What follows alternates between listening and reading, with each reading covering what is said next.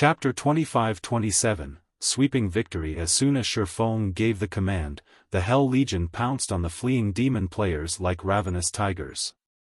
Although demonized players' physiques and basic attributes were superior to ordinary human players, and they could run much faster than humans, the Hell Legion's members were among the best in Netherworld Empire. Moreover, they had some of the best equipment available in God's domain at this stage of the game. Including their special bloodline, their basic attributes were even higher than the adventurer team's demonized members. The Hell Legion's experts caught up to the fleeing adventurer teams in no time at all. Damn it! They're too fast. You think you can bully me? I'll fight you to the death. I refuse to believe I can't defeat at least one of you. Realizing that escape was impossible, the adventurer teams turned and decided to stand up to the Hell Legion. Over 1,000 Tier 2 experts tried to meet the incoming Hell Legion experts, and although they knew they had a basic attribute advantage, they moved into defensive formations, with MTs on the front line and ranged players in the back. Their coordination was smooth, giving the Hell Legion's experts no chance to face them one-on-one. Skills and spells proceeded to fly toward the Hell Legion, adding colorful lights to the Crimson Forest. Boom! Boom! Boom! As the attacks landed, countless explosions echoed throughout the forest, and thick smoke filled the area as if it had just been bombed from above. Trees caught in the crossfire were blown to smithereens. You guys might be powerful, but I refuse to believe that you can take so many attacks without taking damage. The three adventurer team's attacking members looked smug when they saw that they had transformed part of the forest into an empty flatland. They also grew more confident about facing the Hell Legion. When they usually worked in teams of 100 or less, they were helpless against peak experts, but with over 1,000 players attacking in formation, they could launch a continuous assault on a single point. The Hell Legion members shouldn't think they could approach so easily. Before the adventurer teams could celebrate, however, the Hell Legion's members emerged from the cloud of smoke. Not one of the human experts had lost a single HP after the bombardment, much less suffered any severe injuries. Their steady advance seemed like those attacks had meant nothing to them. How is this possible? The three adventurer team's offensive members were stupefied. Even peak experts would have to take cover against their frenzied attacks, yet these experts continued to advance like nothing had happened. They hadn't pushed them back in the slightest. In fact, the Hell Legion was even closer now. The adventurer team's main force members, who had long since fled, shook their heads at the scene. How can anyone think those experts would be so easy to defeat? Players that hadn't yet reached Tier 3 simply couldn't understand how terrifying Tier 3 players were. That bombardment wouldn't even have damaged the adventurer team's Tier 3 players, much less the Hell Legion. With the extraordinary physique and basic attributes Tier 3 players had at their disposal, evading most Tier 2 players' skills and spells was a piece of cake. Even if they couldn't dodge the more flexible and accurate attacks, they could block them. Without tremendous power, Tier 2 players would have an incredibly hard time dealing damage to a Tier 3 expert. At worst, they'd only lose some stamina and concentration. In an instant, the Hell Legion's experts arrived before the adventurer team's frontline MTs. Streaks of light struck the MTs' vitals, dealing hundreds of thousands of damages and plundering all of the MTs' HPs. From afar, it looked like the MTs had been cursed as they fell, one after another. Over 1,000 experts from the three adventurer teams had fallen in just a dozen or so seconds. The remaining players, who had pondered staying for the fight, gasped.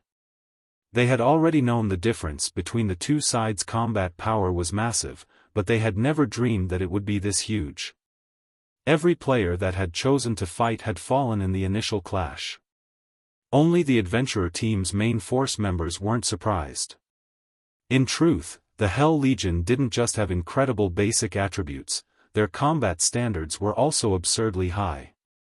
Unlike Xiaofan and Fire Dance, the Hell Legion's experts made no attempt to hide their combat standards, which made it easy for the main force members to notice. Meanwhile, From what they could tell, even the weakest human player of the team had reached the flowing water realm, while most of the Hell Legion had reached the Void realm. The three adventurer teams' commanders had only recently reached the Void realm, and none of their teammates had caught up to them. The Hell Legion continued to cull the three adventurer teams like the Grim Reaper himself. Their assault was unstoppable. The adventurer teams didn't even have the chance to buy their commanders any time. At this point, only the three commanders and Poison Heart, who was still a Tier 4 Great Demon, had any chance of escape. However, Xiaofan, Hell Rush, and the others had suppressed the 4 demon players, who rapidly lost HP. In less than 10 minutes, the forest floor was covered in several thousand demon player corpses. None of the 3 adventurer team's members had gotten away with their lives. Demon City, Demon's Heart's residence. Commander Troubled, what do you think of the training room we've constructed? Furious Heart asked, smiling as he gestured to the marble building before him. It's amazing. The darkness energy seeping from it is already so dense. If demon players train in the building, they'll most likely climb to the Baron rank very quickly. They might even meet the conditions to reach the Viscount rank, Troubled Time surmised, shocked as he examined the training room bathed in darkness energy. Raising their nobility ranks wasn't easy for demon players. Not only did they need enough demon crystals, but they also needed to pass a test. Aside from their combat power, players would be tested on their ability to manipulate darkness energy. Unfortunately, even in demon territories, areas with dense darkness energy were incredibly rare, so demon players didn't have many opportunities to control high amounts of darkness energy. The Dark Den was a special case since many areas of the Otherworld were rich in darkness energy and helpful to demon players as they trained. However, Demon's Heart had successfully constructed its own training room, containing an abundance of darkness energy. The guild's foundations were nearly unshakable. This training room will even be helpful to those trying to secure their Count rank, not to mention Viscount rank, Furious Heart said, chuckling. However, our guild has spent most of the darkness crystals and primal darkness stones we've accumulated thus far to construct the room. I see. That's why its darkness energy is so dense. Realization dawned on Troubled Times. Darkness crystals and primal darkness stones were both far more valuable than magic crystals and mana Oregon. Both items contained high amounts of darkness energy and were significantly helpful to demon players. However, these darkness-attuned crystals and ores were immensely difficult to obtain. Players were rarely willing to invest them in a large training room's construction. We've only accomplished the feat thanks to the alliance our vice guild leader has secured. He is currently in the midst of negotiating our continued partnership, and if he succeeds, he intends to share a portion of the resources with the Sentinel Shelter. You might even be able to construct a training room for yourselves, Furious Heart said. Really? Troubled Time's eyes glowed at the prospect. If the Sentinel Shelter could construct its own darkness-attuned training room, even if it were only a small training room, he wouldn't have to worry about his shelter's development. The Sentinel Shelter might even become strong enough to rule over all of the Dark Den, not to mention becoming the #1 shelter. Emicham. Furious Heart nodded, smiling. Once you grow a little stronger, the Vice Guild leader also intends to provide enough resources for you to become a demon count. You will stand at the peak of God's domain, Commander Troubled. Elder Heart, please inform Vice Guild leader Flaming Light that he has nothing to worry about. The Sentinel Shelter will not disappoint him. I guarantee that we will become Demon's Heart's second major city, Troubled Time said. He could not help his growing excitement when he heard that Demon's Heart would help him with his promotion to Demon Count. Becoming a Demon Count wasn't an easy task.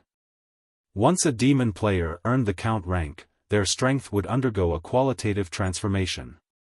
Like in the various NPC kingdoms and empires, players were considered high nobles once they reached the rank of Count and above, enjoying unimaginable status. As a Count, Troubled Times was sure he could even defeat Xiaofan. Read latest chapters at Wuxia World. EU. Just as Furious Heart was about to continue, however, a Tier 3 assassin frantically approached him. "Elder Heart, we just received information regarding Zero Wing," the assassin hesitantly reported. "It seems the 3 adventurer teams finally found them." "Zero Wing certainly knows how to hide," Furious Heart said, smiling. "Well? What's the situation? Have Zero Wing's members been dealt with?" "No. Wind Tooth, Eternal Night, and Crimson Sands teams have been annihilated," the assassin said, shaking his head. Grimly, he continued, "A dozen or so medium adventurer teams and several dozen small adventurer teams have also been eliminated. Tens of thousands of players have died in the burning forest. As for the several hundred scouts we've dispatched, none have returned alive, but according to their offline reports, Zero Wing's members are nearly at Demon City's gates. They'll likely reach the city's entrance in about 10 minutes. Chapter 25-28, Commotion in Demon City. When the Tier 3 assassin ended his report, everyone present fell silent, staring at the assassin in astonishment. "What did you say? Annihilated?" Although the strength of those 3 adventurer teams is subpar, they should have a total of 10 demon viscounts and nearly 100 demon barons. The number of Tier 3 experts they have should also exceed 200. With them in the way, even a superpower's trump card legion shouldn't dream of gaining any advantages in the burning forest. How could a measly team of 300+ players possibly annihilate them? Tens of thousands of people got killed? Are those people idiots? The several Demon's Heart elders present instinctively refused to believe the assassin's words. Although they knew that Shifeng's team possessed extraordinary strength, Shifeng's team hadn't been in the burning forest for even a day. Despite that, they were being told that Shifeng's team had annihilated Demon City's top 3 adventurer teams along with several tens of thousands of other players. Moreover, none of the scouts that came across Shifeng's team managed to return alive. As icing on the cake, Shifeng's team was supposedly only a dozen minutes or so away from reaching Demon City. This was ludicrous. Previously, Battle Wolf's army hadn't even managed to reach Demon City's gate before getting annihilated. Now, however, a measly team of 300+ players was actually about to reach Demon City? Who would believe this? He really came. Troubled Times was stunned when he heard the assassin's report. They were currently in demon territory. This wasn't a place human players could enter casually. Back then, when Troubled Times heard that Xiaofan had declared that he would come to Demon City to hunt him down, Troubled Times had taken it for a joke. After all, Xiaofan simply didn't understand how frightening demon territories were.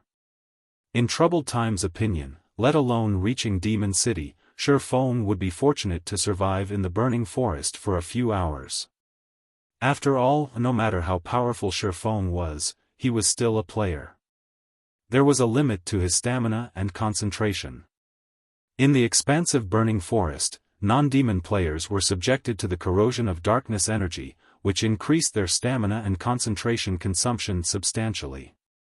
Even with a team of 300+ Tier 3 experts, it should still be impossible for Xiaofan to reach Demon City. Now, however, not only was Shifeng's team close to reaching Demon City, but he had even killed Demon City's top 3 adventurer teams along with tens of thousands of other demon players. This was simply unbelievable. However, shortly after Troubled Times and the others received this piece of news, a commotion occurred at Demon City's main entrance. This was because a group of human players had appeared a short distance from Demon City. These human players numbered over 300, and they were none other than the team Demon's Heart had placed a bounty on. In this situation, the demon players residing in Demon City could not help but panic. What's going on? How did they get here? Why wasn't there any news about them? Didn't the top 3 adventurer teams leave to hunt them just now? They must have gotten lucky and avoided detection. Otherwise, how could they get here so quickly and intact? Impossible. Even if the top 3 adventurer teams did not find them, there are still several dozen others that joined in on the hunt. At least one adventurer team should have come across them. And so long as even one did, the other adventurer teams would have received news about it right away. It should be impossible for these invaders to evade detection completely. When Xiaofang's team suddenly appeared outside Demon City, the players standing on the city's walls were filled with both surprise and curiosity. They never thought that human players could actually cross the burning forest and get to Demon City without an invitation. This was the first time a situation like this had occurred since Demon City's construction. Of course, there's no news about these invaders, as everyone that came across them had gotten killed. A friend of mine was one of the players that joined the hunt. Despite the adventurer team he belonged to having over 1,000 members, none of them managed to make it out alive after coming across the invaders. According to what I heard, the top 3 adventurer teams also got annihilated. They're just keeping their mouths shut all this time to prevent information leaks. As the ordinary players on top of the wall were discussing the situation, a Tier 3 expert rolled his eyes at their ignorance and revealed the truth to them.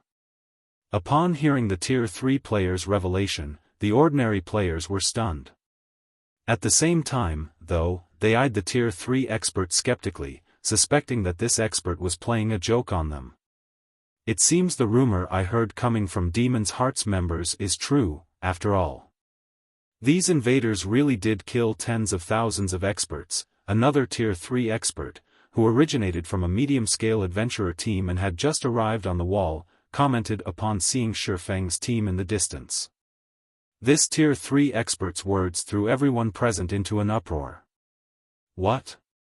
The tens of thousands of experts that joined the hunt got annihilated? Who are these invaders? They're not really here to kill troubled times, right? It seems Demon's Heart has met its match. I wonder which side is stronger. Do you even have to ask? It's definitely Demon's Heart. Don't forget that this place is Demon City, the main headquarters of Demon's Heart.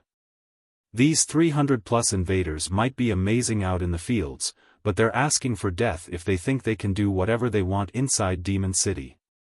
When everyone present heard the news of Demon City's top 3 adventurer teams getting annihilated, aside from feeling surprised, they also felt excited.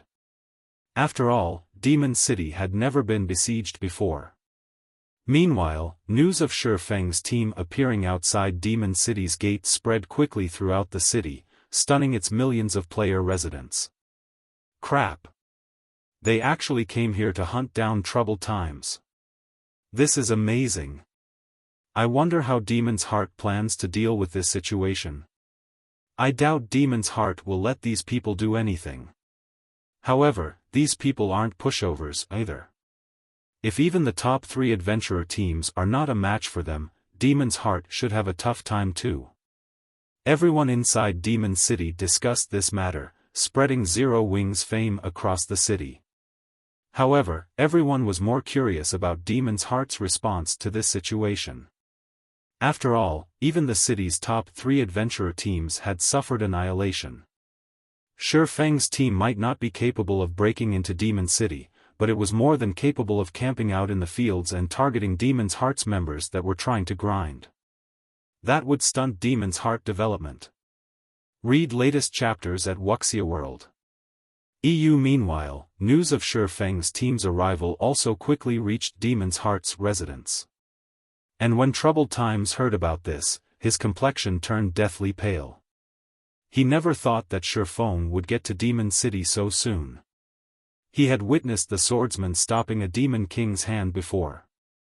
If Xiaofan sneaked into Demon City and secretly took action against him, Troubled Times was almost certain to lose his life.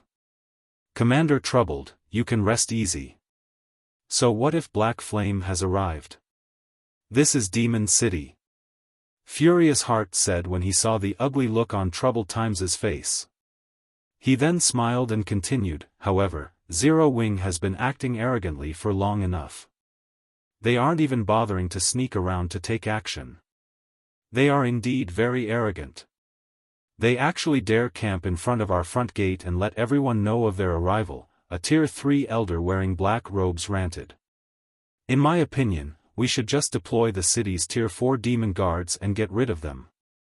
Otherwise, they'll really think that they can do anything they want to Demon City just because they eliminated the city's top 3 adventurer teams. Forget it. The demon guards are one of Demon City's trump cards. It costs a lot of demon crystals to dispatch them. It's not worth it just to deal with Zero Wing, Furious Heart said, shaking his head. Moreover, both the guild leader and the vice guild leader are not on the eastern continent right now. This isn't a decision we can make. Have someone notify Zero Wing's people that Demon's Heart is taking charge of this matter and that they've already caused enough of a ruckus. It's time to put an end to this fuss. If they retreat now, there will still be grounds for reconciliation and opportunities for partnership between our 2 guilds. Otherwise, this matter won't end so easily. The future god's domain no longer belongs to regular guilds. I believe they should understand this point very clearly. Alright. I'll have someone notify them. Hopefully, they know where to draw the line, that black-clad Tier 3 elder said. Inwardly, though, he felt that Furious Heart was too soft. If it were up to him, he would just annihilate Zero Wing for daring to approach Demon City so boldly. Chapter 25-29, Provoking Demon's Heart. Inside Demon's Heart's residence, after Furious Heart gave the command to take action, the black-clad, Tier 3 Viscount Elder promptly started arranging for the necessary manpower to shoo away Zero Wing's team. Meanwhile, the news of Xiaofang's arrival at Demon City also spread rapidly beyond the walls of the city and stupefied the superpowers paying attention to Demon City. What's going on? It hasn't been that long since Zero Wing's team arrived at the Burning Forest, yet it's already reached Demon City? Zero Wing actually accomplished something that Battle Wolves failed to do? Black Flame really is bold to provoke Demon's Heart. Doesn't he know that the current god's domain has changed already? The various superpowers found Zero Wing's arrival before Demon City's main entrance deeply surprising. The current god's domain was no longer the same as before. The activity of dark players in level 100 neutral maps was expanding. Moreover, the strength of dark players was growing rapidly, at a rate frightening even to the various superpowers. Meanwhile, one of the fastest developing dark powers was Demon's Heart. Not only did Demon's Heart boast a large number of experts, but its guild members were also improving at a flying pace. It was no exaggeration to say that, so long as a member of Demon's Heart reached Tier 3 as well as the rank of Demon Baron, they would instantly become an existence rivaling Tier 3 peak experts. In fact, their survivability out in the fields would be much stronger than human peak experts. Moreover, unlike regular players, dark players received rewards and improvements from killing other players. They had a much greater advantage when it came to leveling and upgrading their weapons and equipment. Even though dark players were a minority in God's domain, they were now strong enough to go up against regular guilds in level 100 neutral maps. This was why many independent players were opting to become a dark player, which, in turn, continuously increased the dark player population in God's domain. This change drove the incredibly fast growth of the various dark powers. Of course, the rapid development of dark players came with a price. Compared to regular players, the penalty dark players suffered for death was many times greater. Hence, in order to avoid death, current dark players were limiting their sphere of activities instead of rampantly clashing with regular players. Nevertheless, even the various superpowers did not dare provoke dark players casually, much less dark powers like Demon's Heart.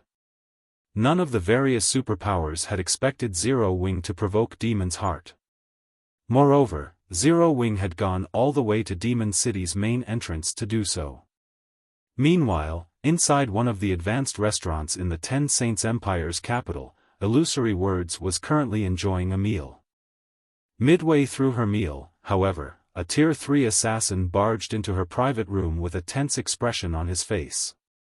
Vice Guild Leader, we just received news that Zero Wing annihilated not only Demon City's top 3 adventurer teams but also tens of thousands of Demon City's experts. Zero Wing's team has already arrived before Demon City's main entrance. By the looks of it, Zero Wing is really intent on taking action against troubled times, the Tier 3 assassin said, astonishment writ large on his face. They arrived already? Illusory Words similarly felt astonished by this point. She had visited Demon City as a guest before, so she knew just how difficult it was to cross the burning forest. A large number of demon patrol squads and demon players operated within the forest. In her opinion, even with frightening strength, Xiaofan and his team should still struggle to reach Demon City. In fact, by the time they got to Demon City, the tracking mark they placed on troubled times might have disappeared already. In that case, visiting Demon City would also be meaningless. However, Xiaofan's team had actually reached Demon City less than a day after they entered the burning forest. Moreover, they didn't arrive at the city by covert means but walked straight to the city instead. We also found out a little regarding the relationship between troubled times and Demon's Heart, the Tier 3 assassin said. Troubled Times' Sentinel Shelter is Demon's Heart's most important pawn in the Dark Den. Demon's Heart is even planning to turn the Sentinel Shelter into its main headquarters. In addition, Troubled Times fought alongside Flaming Light, one of Demon's Heart's vice guild leaders, during the early stages of God's Domain.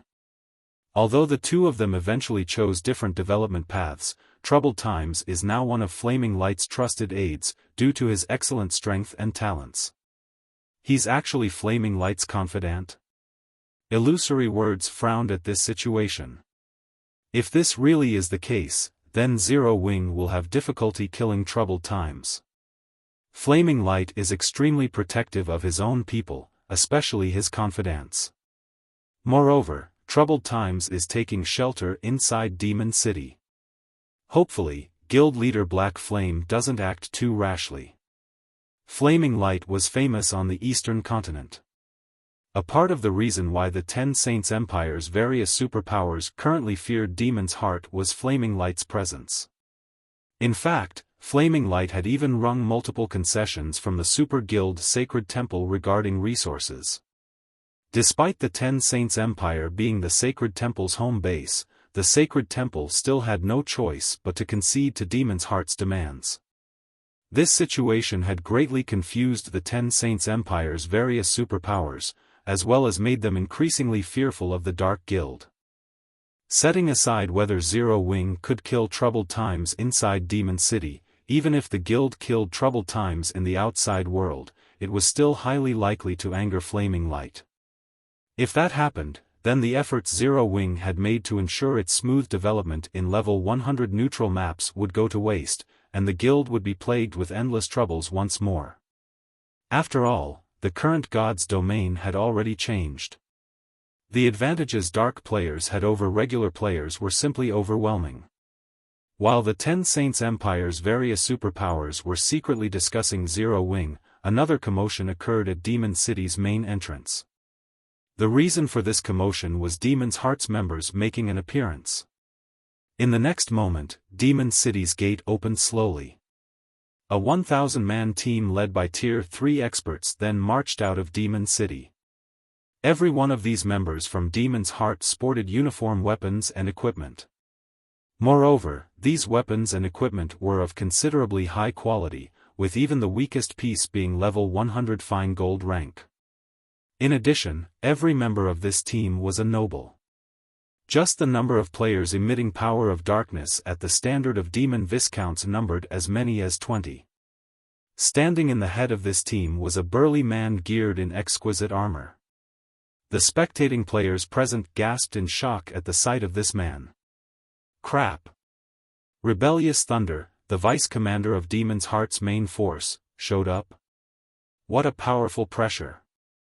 So, this is the strength of a demon count? When the players standing atop the city's walls saw the burly man, awe filled their eyes. The count rank was something all demon players aspired to. However, it was beyond the reach of most demon players.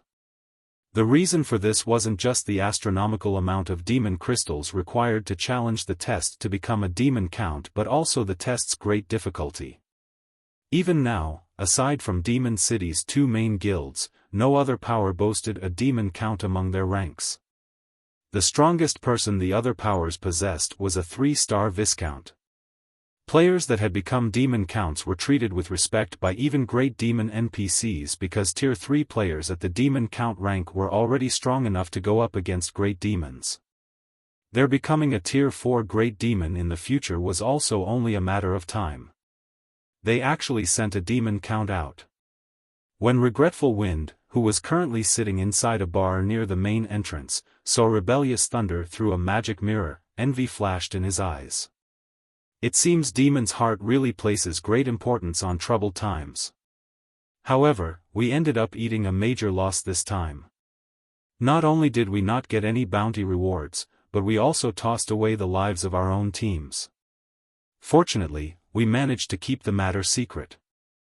Now, all of Demon City's adventurer teams have suffered tremendous losses as well, Helpless Smile said, a bitter smile forming on his face as he gazed at Rebellious Thunder's figure. During the time Regretful Wind and the others were quietly chatting, Rebellious Thunder could be seen arriving before Shifeng's team. "Are you Zero Wings Guild leader, Black Flame?" Rebellious Thunder asked as he looked at Shifeng. "That's right," Shifeng replied, nodding. "Do you have business with me?"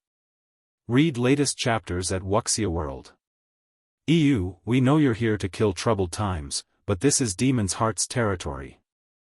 We won't care if you take action anywhere else, but since troubled times has already arrived in Demon City, we have a responsibility to ensure his safety.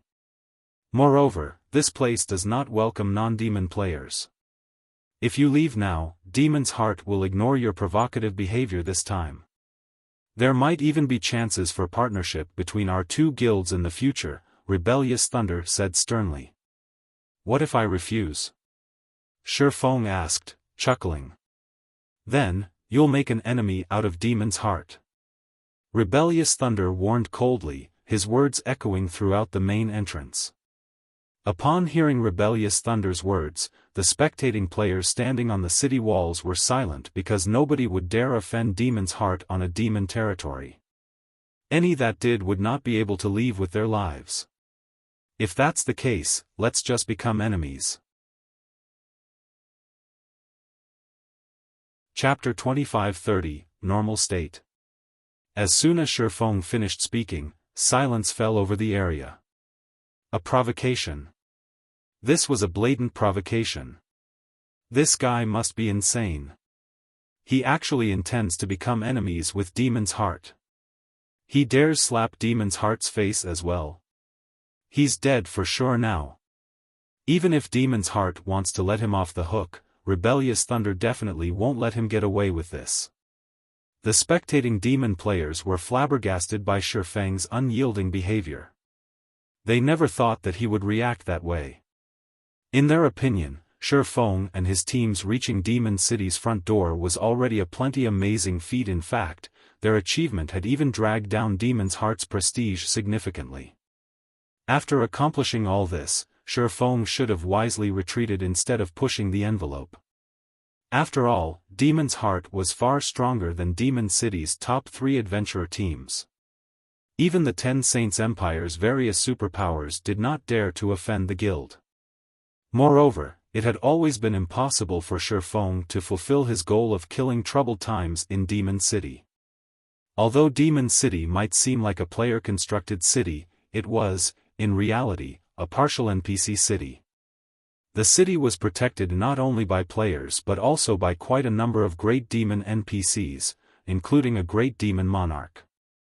The demon monarch was a bona fide demon marquis and was one of the 72 great demon marquises of God's domain, only one rank below the highest rank of duke. It was not an existence that current players could hope to go up against at all. With the demon monarch protecting Demon City, breaking into the city and killing troubled times would be absolutely impossible. Meanwhile, after Rebellious Thunder heard Shifeng's words, his complexion darkened immediately. Guild leader Black Flame, it seems you are intent on challenging Demon's Heart's bottom line. Rebellious Thunder snarled as he glared at Xiaofan.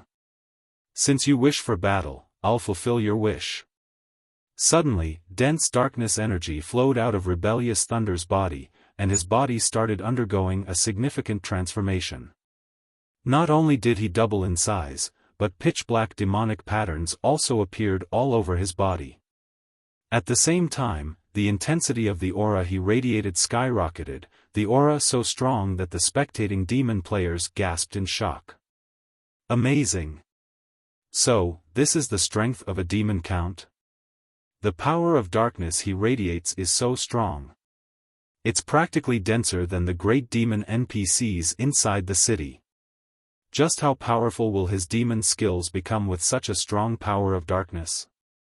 Black Flame is doomed now. The spectating demon players exclaimed in shock at Rebellious Thunder's transformation.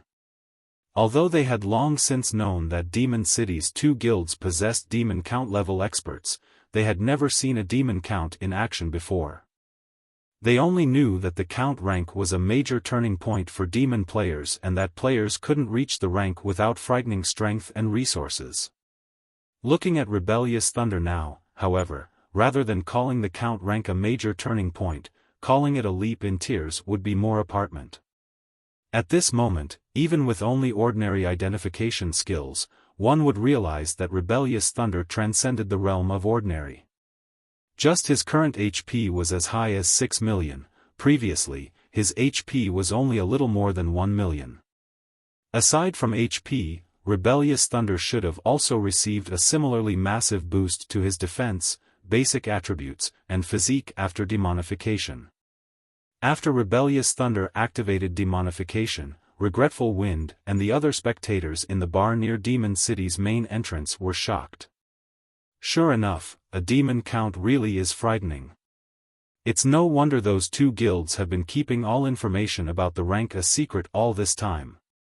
Helpless Smile looked enviously at Rebellious Thunder, who now rivaled a Tier 4 great demon in terms of strength. Now, not only has Rebellious Thunder transformed into a demon count, but he also wields Cruel Darkness, one of the demon race's 16 magic weapons. He also has Demon City's buff, which all demon players get. With all that, I'm afraid that aside from those 3 people, nobody in the entire Demon City is his match. Rebellious Thunder was originally a monster-level expert working for a super guild. However, after entering God's domain, Demon's Heart had poached him by offering a munificent package. With the help of Cruel Darkness, the magic weapon Demon's Heart had obtained, Rebellious Thunder became so strong that he was practically invincible among players of the same tier. In fact, during the war with Battle Wolves, Rebellious Thunder had single-handedly fought against 3 monster-level experts. Back then, he was still only a demon viscount. Now that Rebellious Thunder had been promoted to a demon count, Helpless Smile couldn't even begin to imagine how powerful he had become. Rebellious Thunder won't have an easy time dealing with Black Flame, though.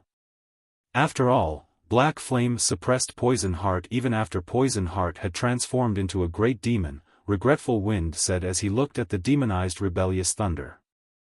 I believe it's going to be a tough battle. Regretful Wind had personally experienced Xiaofan's terror. Even if Rebellious Thunder was powerful, the Elementalist did not think that Rebellious Thunder could easily defeat Xiaofan. Flame Feather nodded in agreement with Regretful Wind's words. Previously, Xiaofan had behaved as if Demon's Heart's existence was nothing to him. However, the swordsman indeed possessed the strength and qualifications to do so. Meanwhile, as Regretful Wind and the others were discussing Rebellious Thunder, the person in question had taken the pitch-black greatsword hung on his back in hand and swung it at Xiaofan. The instant Rebellious Thunder swung his greatsword, the power of darkness enveloping his body seemed to find a vent. It surged into the greatsword, doubling the power and attack range of the greatsword. Now, the attack was so powerful that it cut apart even space, leaving a pitch-black trail behind the greatsword.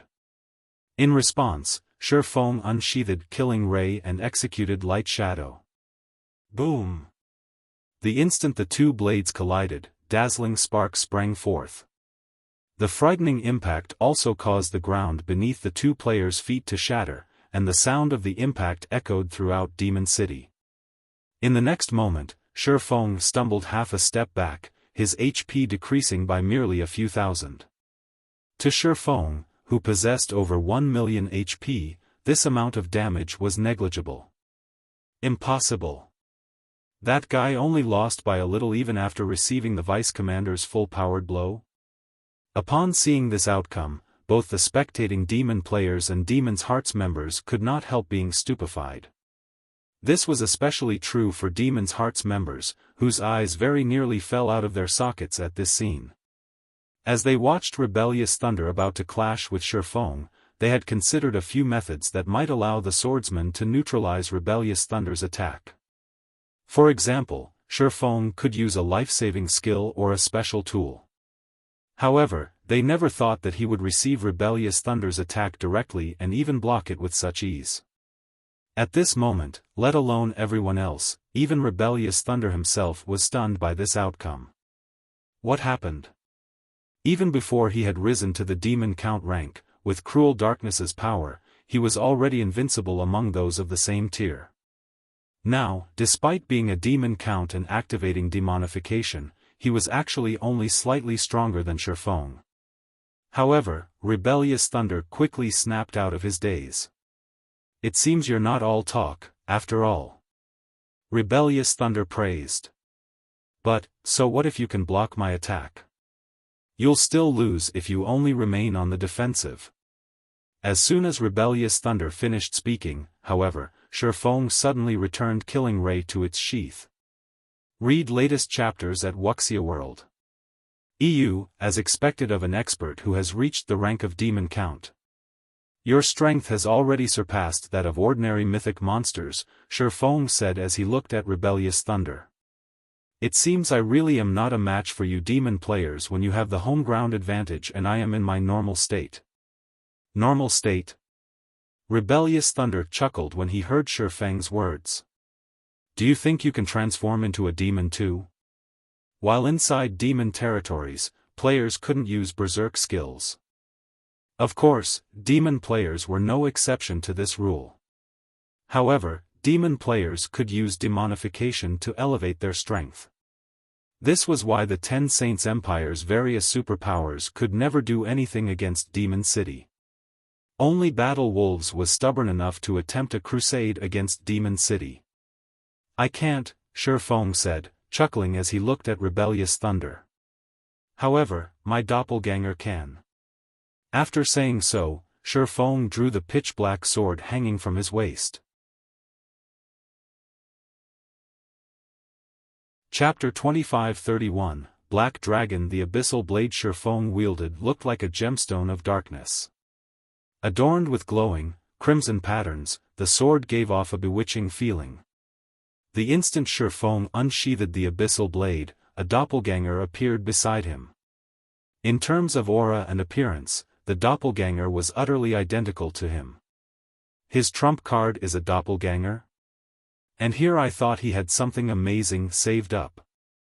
He's not thinking that he can defeat Vice Commander Thunder just by relying on a doppelganger, which would have weaker basic attributes than himself, right? Upon seeing Xiaofan's doppelganger, Demon's Hearts members burst into laughter. In God's domain, doppelganger skills were indeed excellent life-saving measures. They were also extremely rare skills that could drastically increase the combat power of players. However, doppelganger skills were generally useful only against monsters and ordinary experts. Against experts of Rebellious Thunder's caliber, using doppelgangers was utterly meaningless. Not to mention, Rebellious Thunder had Cruel Darkness to further amplify his strength. The magic weapon grew through absorbing the power of darkness its user radiated. In return, the weapon not only provided its user with a significant boost in strength but also extended its user's attack range drastically. When Rebellious Thunder wielded it, he could achieve an attack range of roughly 20 yards, which basically transformed him into a ranged player. With such an attack range combined with Rebellious Thunder's strength and techniques, it wouldn't matter if he went up against 1 or even 5 melee players. There wouldn't be much difference, as he wouldn't give his opponents an opportunity to get close to him. Meanwhile, if a melee player couldn't approach Rebellious Thunder, they naturally couldn't attack him either. This was the reason why Rebellious Thunder was able to fight 3 of Battle Wolf's Domain Realm experts simultaneously without being put at a disadvantage. Since Xiaofan had summoned only one doppelganger, this increase in numbers wouldn't affect Rebellious Thunder's performance in battle at all. Although I don't know what you're trying to pull here, you should just use whatever cards you have, Rebellious Thunder advised. Even after seeing Xiaofan summoning a doppelganger, he did not hurry to attack Xiaofan. Instead, he simply casually observed the swordsman before him. I'll teach you how foolish it is for you to make an enemy out of Demon's Heart. After Rebellious Thunder said this, the power of darkness that his body radiated intensified once more. This time, it even produced a faint layer of dark fog around his body. At the same time, the magic weapon he wielded seemingly received an upgrade. Now, pale blue flames flickered around Cruel Darkness's blade. However, these flames did not increase the ambient temperature but decrease it. The temperature fell so low that the nearby plants even started freezing. He can still grow stronger. Amazing. This is truly amazing. It's no wonder even the top 3 adventurer teams do not dare defy Demon's Heart. Just Rebellious Thunder alone is more than enough to make the top 3 adventurer teams suffer. Upon seeing Rebellious Thunder's strength improving further, the demon players spectating from the city walls gained newfound recognition of Demon's Heart. Many experts even started entertaining thoughts of joining the guild. Originally, they had become dark players to avoid the restrictions of guilds. However, the strength Rebellious Thunder displayed was simply too amazing. Now, they felt that they wouldn't mind losing some of their freedom if it meant that they could become as strong as Rebellious Thunder. At this moment, let alone the demon players spectating from the city walls, even Regretful Wind and the others, who were watching inside one of the city's bars, were floored by Rebellious Thunder's sudden power-up. He still wasn't at his peak state before. As Regretful Wind goggled at Rebellious Thunder's fog-shrouded body, he had trouble keeping his mouth closed. Compared to ordinary demon players, Regretful Wind, who had already reached the Demon Viscount rank, had a much clearer idea just how frightening the power of darkness Rebellious Thunder radiated was. It was no exaggeration to say that, even if he raised the density of his own power of darkness by 3 or 4 times, he would still fall short of Rebellious Thunder's standard. Since the origin of demon player Carrot strength was the power of darkness, having denser power of darkness would improve not only one's concentration recovery but also the power of their skills and spells by a large margin. The power of darkness affected players similar to how mana did, but with much more prominent effects. To think that a demon count can grow that strong. Black Flame really is doomed this time. I'm afraid he won't last more than a few moves against Rebellious Thunder, Flame Feather muttered in shock. She was clearly a 3-star Viscount, only 1 step away from becoming a Count. However, it never occurred to her that there would be such a huge gap in strength between a 3-star Viscount and an actual Count. At this moment, let alone within Demon City's sphere of influence, even outside of demon territories, Rebellious Thunder could still operate without fear. Meanwhile, outside Demon City, when Blue Frost and the other Zero Wing members from Shelter 1, who had followed Xiaofan to Demon City, saw Rebellious Thunder's transformation, grim expressions appeared on their faces. Blue, how about advising the guild leader to stop? We've already gone this far. I believe the Dark Den's various powers will understand how strong Shelter 1 is. However, if we proceed with this fight, our losses will be massive, Evening Lotus said as she looked at Blue Frost. After seeing how easily their team reached Demon City, she had indeed gained newfound recognition of their guild. She never thought that Zero Wing would be this strong. However, their current opponent was no longer an existence they could deal with.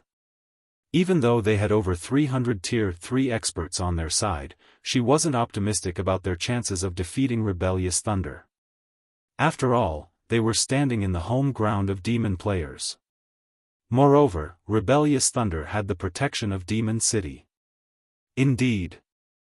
At this rate, rather than making a statement, we'll end up becoming a laughing stock in the dark den instead, Blue Frost said, nodding. He, too, felt that they had done enough. Blue Frost immediately headed for Xiaofan to persuade him to end this battle of attrition. However, he had just taken 2 steps forward when Xiaofan suddenly raised the abyssal blade horizontal of himself and started incanting. The deafening roar of a dragon entered everyone's ears and shook the entire demon city. This dragon roar made everyone present shudder involuntarily, and they reflexively turned to look at the origin of this roar. To everyone's surprise, this roar actually came from the doppelganger Xiaofan summoned.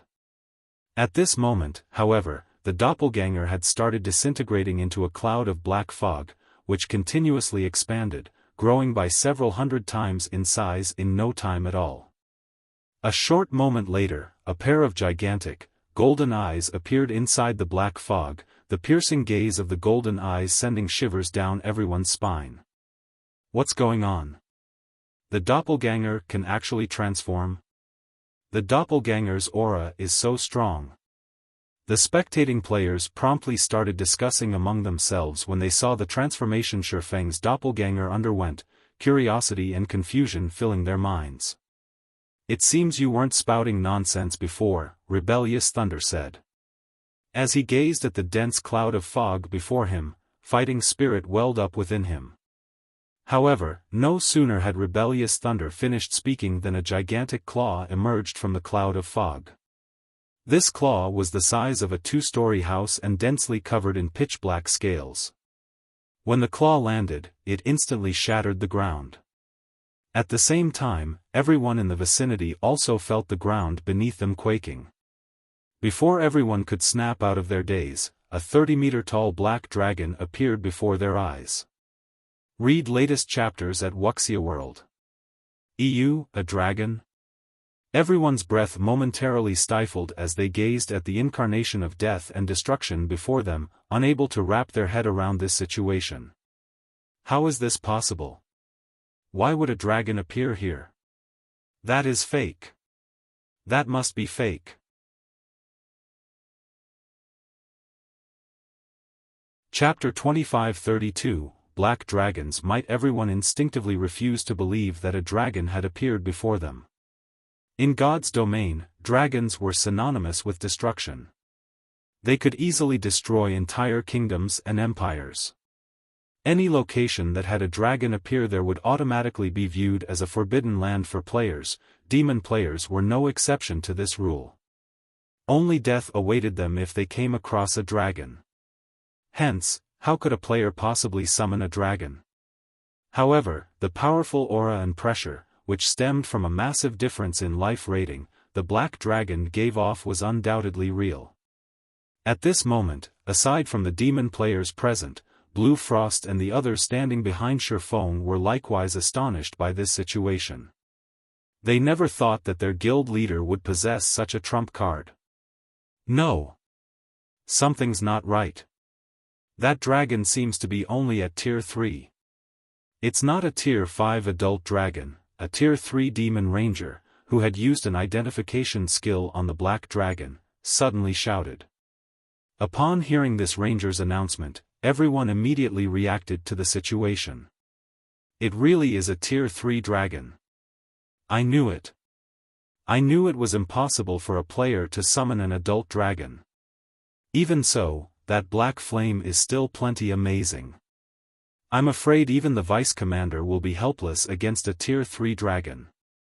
When Demon's Hearts members saw that the black dragon was merely a level 111, Tier 3 infant dragon, they breathed out a sigh of relief. As far as they knew, most dragons that appeared before players were Tier 5 adult dragons, and even the weakest among them were Tier 4 infant dragons. They were not existences that current players could hope to go up against. However, a Tier 3 infant dragon was a different story. The reason why dragons were considered the apex race in God's domain and possessed overwhelming strength was their incredibly high life rating and growth potential. They gained much more basic attributes than any other race from each level up. Every increase in their tier would also grant them a qualitative transformation. Hence, after reaching tier 5 and becoming an adult, a dragon would possess the strength to devastate countries. A tier 3 dragon, on the other hand, might still be invincible among those of the same tier, but it posed a much lesser threat than dragons at tier 4 or above. "It's no wonder why you dare provoke Demon's heart," Rebellious Thunder said as he looked at the black dragon looming above him. Currently, he, too, was feeling intense pressure from the dragon. However, instead of despair rising, Rebellious Thunder's fighting spirit flared. He leaped toward the black dragon, shouting, however, "Don't even think that a tier 3 dragon is enough to force Demon's heart to step back." Dragons indeed possessed a strength that made them unrivaled among those of the same tier. However, a demon count, like himself, also possessed such strength. Moreover, he was currently wielding Cruel Darkness, one of the demon race's 16 magic weapons. If he combined that with his techniques, he was confident he could fight even a tier 3 dragon. In the next moment, Rebellious Thunder raised Cruel Darkness and executed a slash at the black dragon, with power of darkness wrapped around the great sword.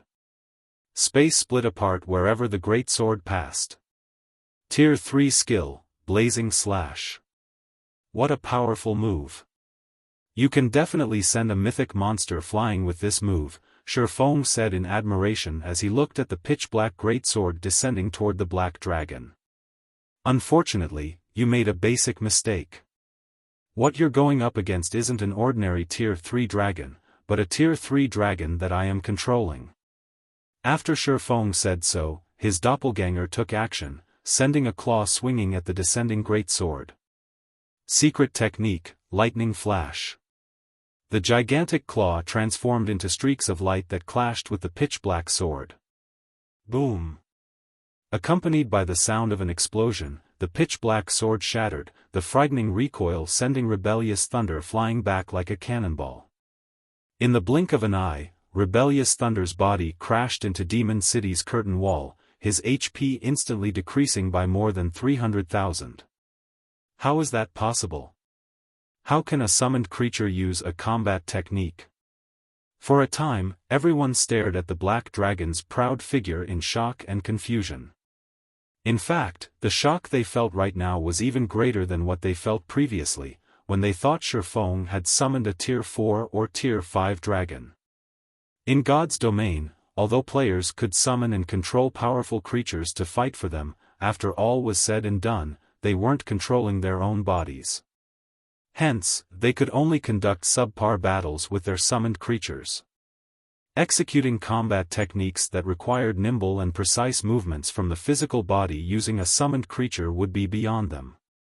Now, however, not only did Xiaofan execute a combat technique through the black dragon he summoned, but the complexity of the combat technique he executed was also extremely high. For a moment, everyone felt as if the system was playing a joke on them. What no one knew was that Xiaofan had already reached the realms of Truth's Ascension realm. The control he possessed over his physical body had long since surpassed the standard of ordinary people.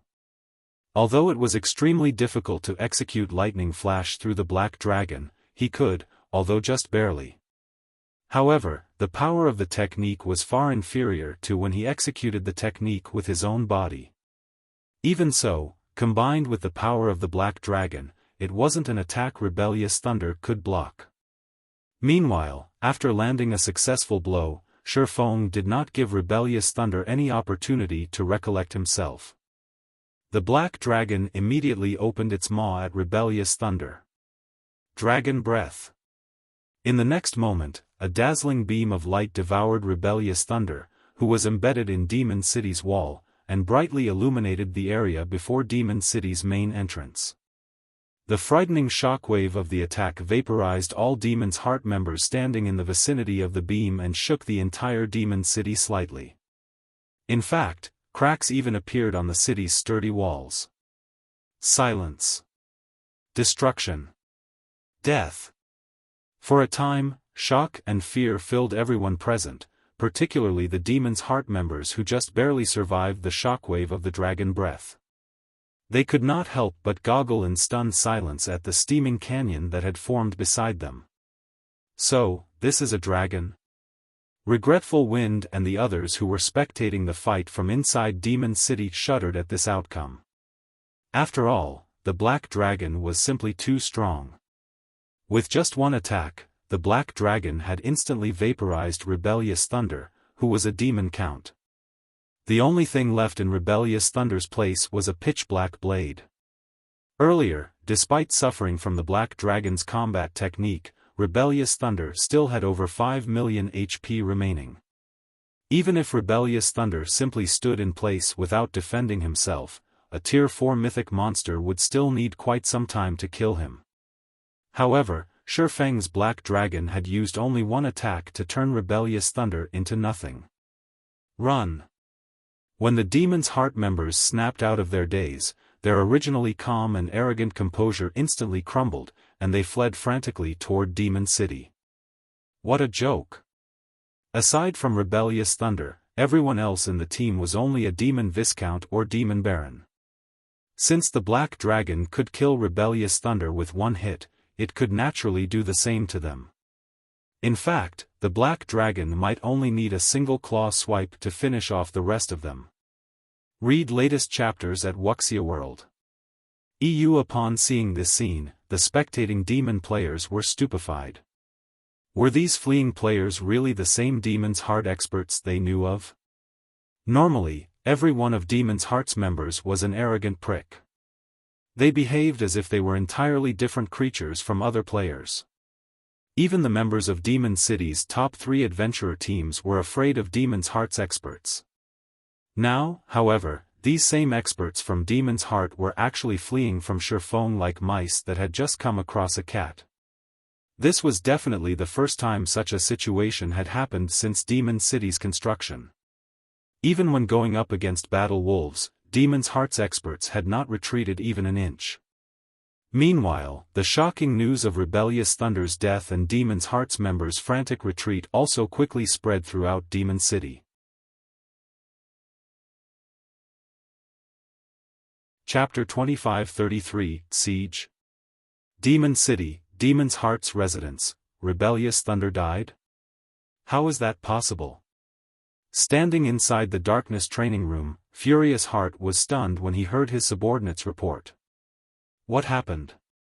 Previously, in order to frighten off Xiaofang's team, he had specifically approved the decision to send Rebellious Thunder to meet with Xiaofan to warn the swordsmen to leave Demon City and offer the possibility of a future partnership between their two guilds. Now, however, he had received news that not only had Xiaofan refused their kind offer, but Rebellious Thunder had also died. There must be some kind of miscommunication. Rebellious Thunder is a demon count. With his strength, let alone Zero Wings experts, he wouldn't have any problems going up against even the 5 great super guilds' old monsters. Moreover, he was standing before Demon City's entrance. He should have still had the buff from the city's magic array. How could he possibly have been killed? The black-clad elder, who was a Tier 3 demon viscount, exclaimed in astonishment. Rebellious Thunder was one of Demon's Heart's strongest experts. While inside Demon City, he could fight even Tier 4 NPCs. It was also due to Rebellious Thunder's presence that the guild leader and vice-guild leader had left on a distant expedition without worrying about Demon City's affairs. Now, however, he was being told that Rebellious Thunder had died. How could he possibly believe this? News of this matter has already spread throughout the city.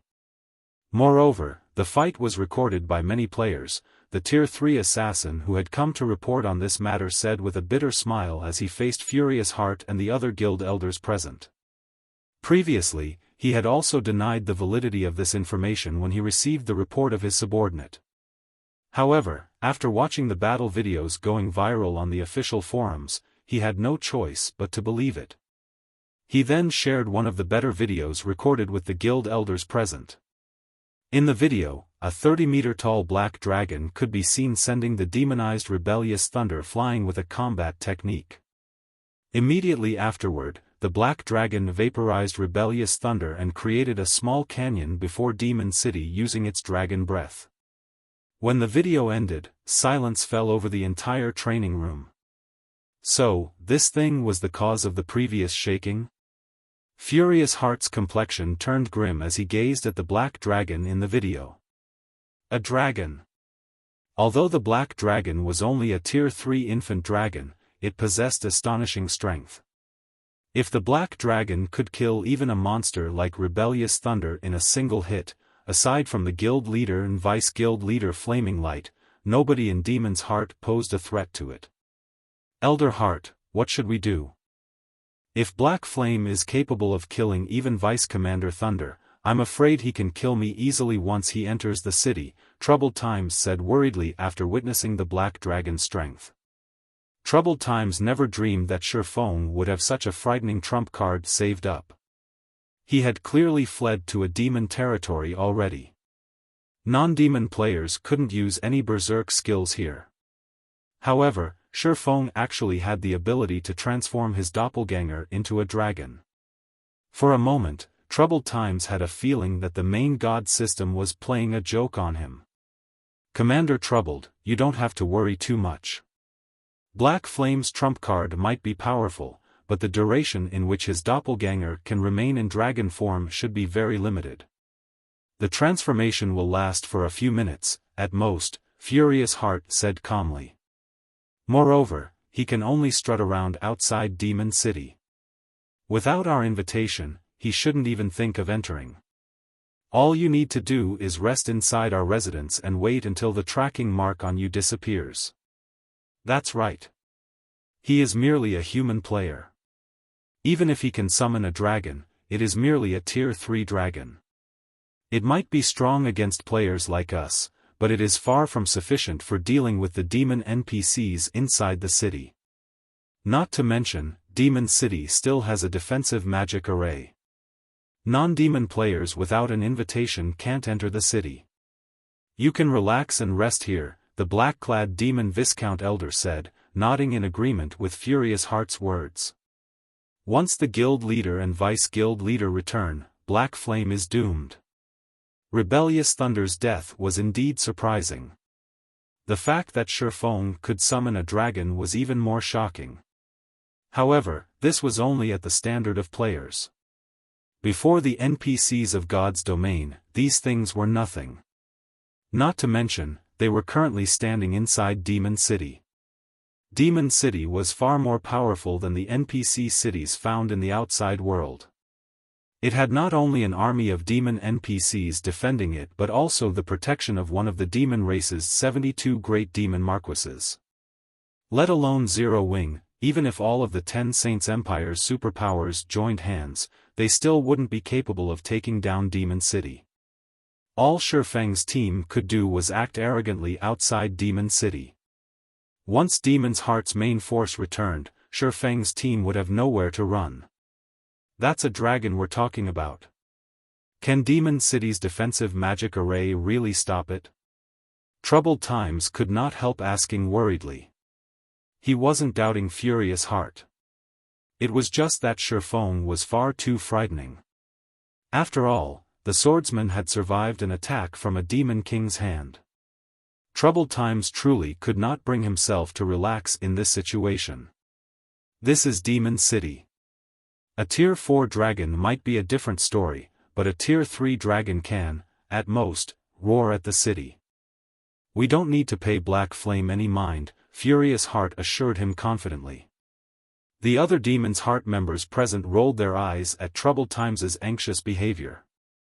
The reason why demon players like themselves could establish themselves in the 10 Saints Empire was precisely the helplessness of the Empire's various superpowers against Demon City. Those superpowers could only watch from the sidelines as the city developed rapidly. Anyone who said that Xiaofan could break through the city's defenses all by himself would be joking. While Troubled Times and Demon's Heart's elders were discussing this matter, the players residing in Demon City had gone into an uproar. Amazing! The Black Dragon actually managed to instant-kill Rebellious Thunder under Demon City's protection. This is the first time Demon's Heart suffered such a loss since Demon City's construction.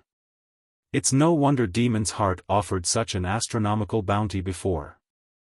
Zero Wing really isn't a force to be trifled with. Even the Ten Saints Empire's various superpowers are helpless against Demon's Heart. Just what kind of guild is Zero Wing? Due to Rebellious Thunder's death, the players inside Demon City grew interested in Zero Wing. Many adventurer teams had even started looking into Zero Wing in order to find out what kind of guild it was. As Demon City's resident players were making a fuss over this matter, Xiaofan manipulated the Black Dragon and had it fly above Demon City and hover above Demon's Heart's residents.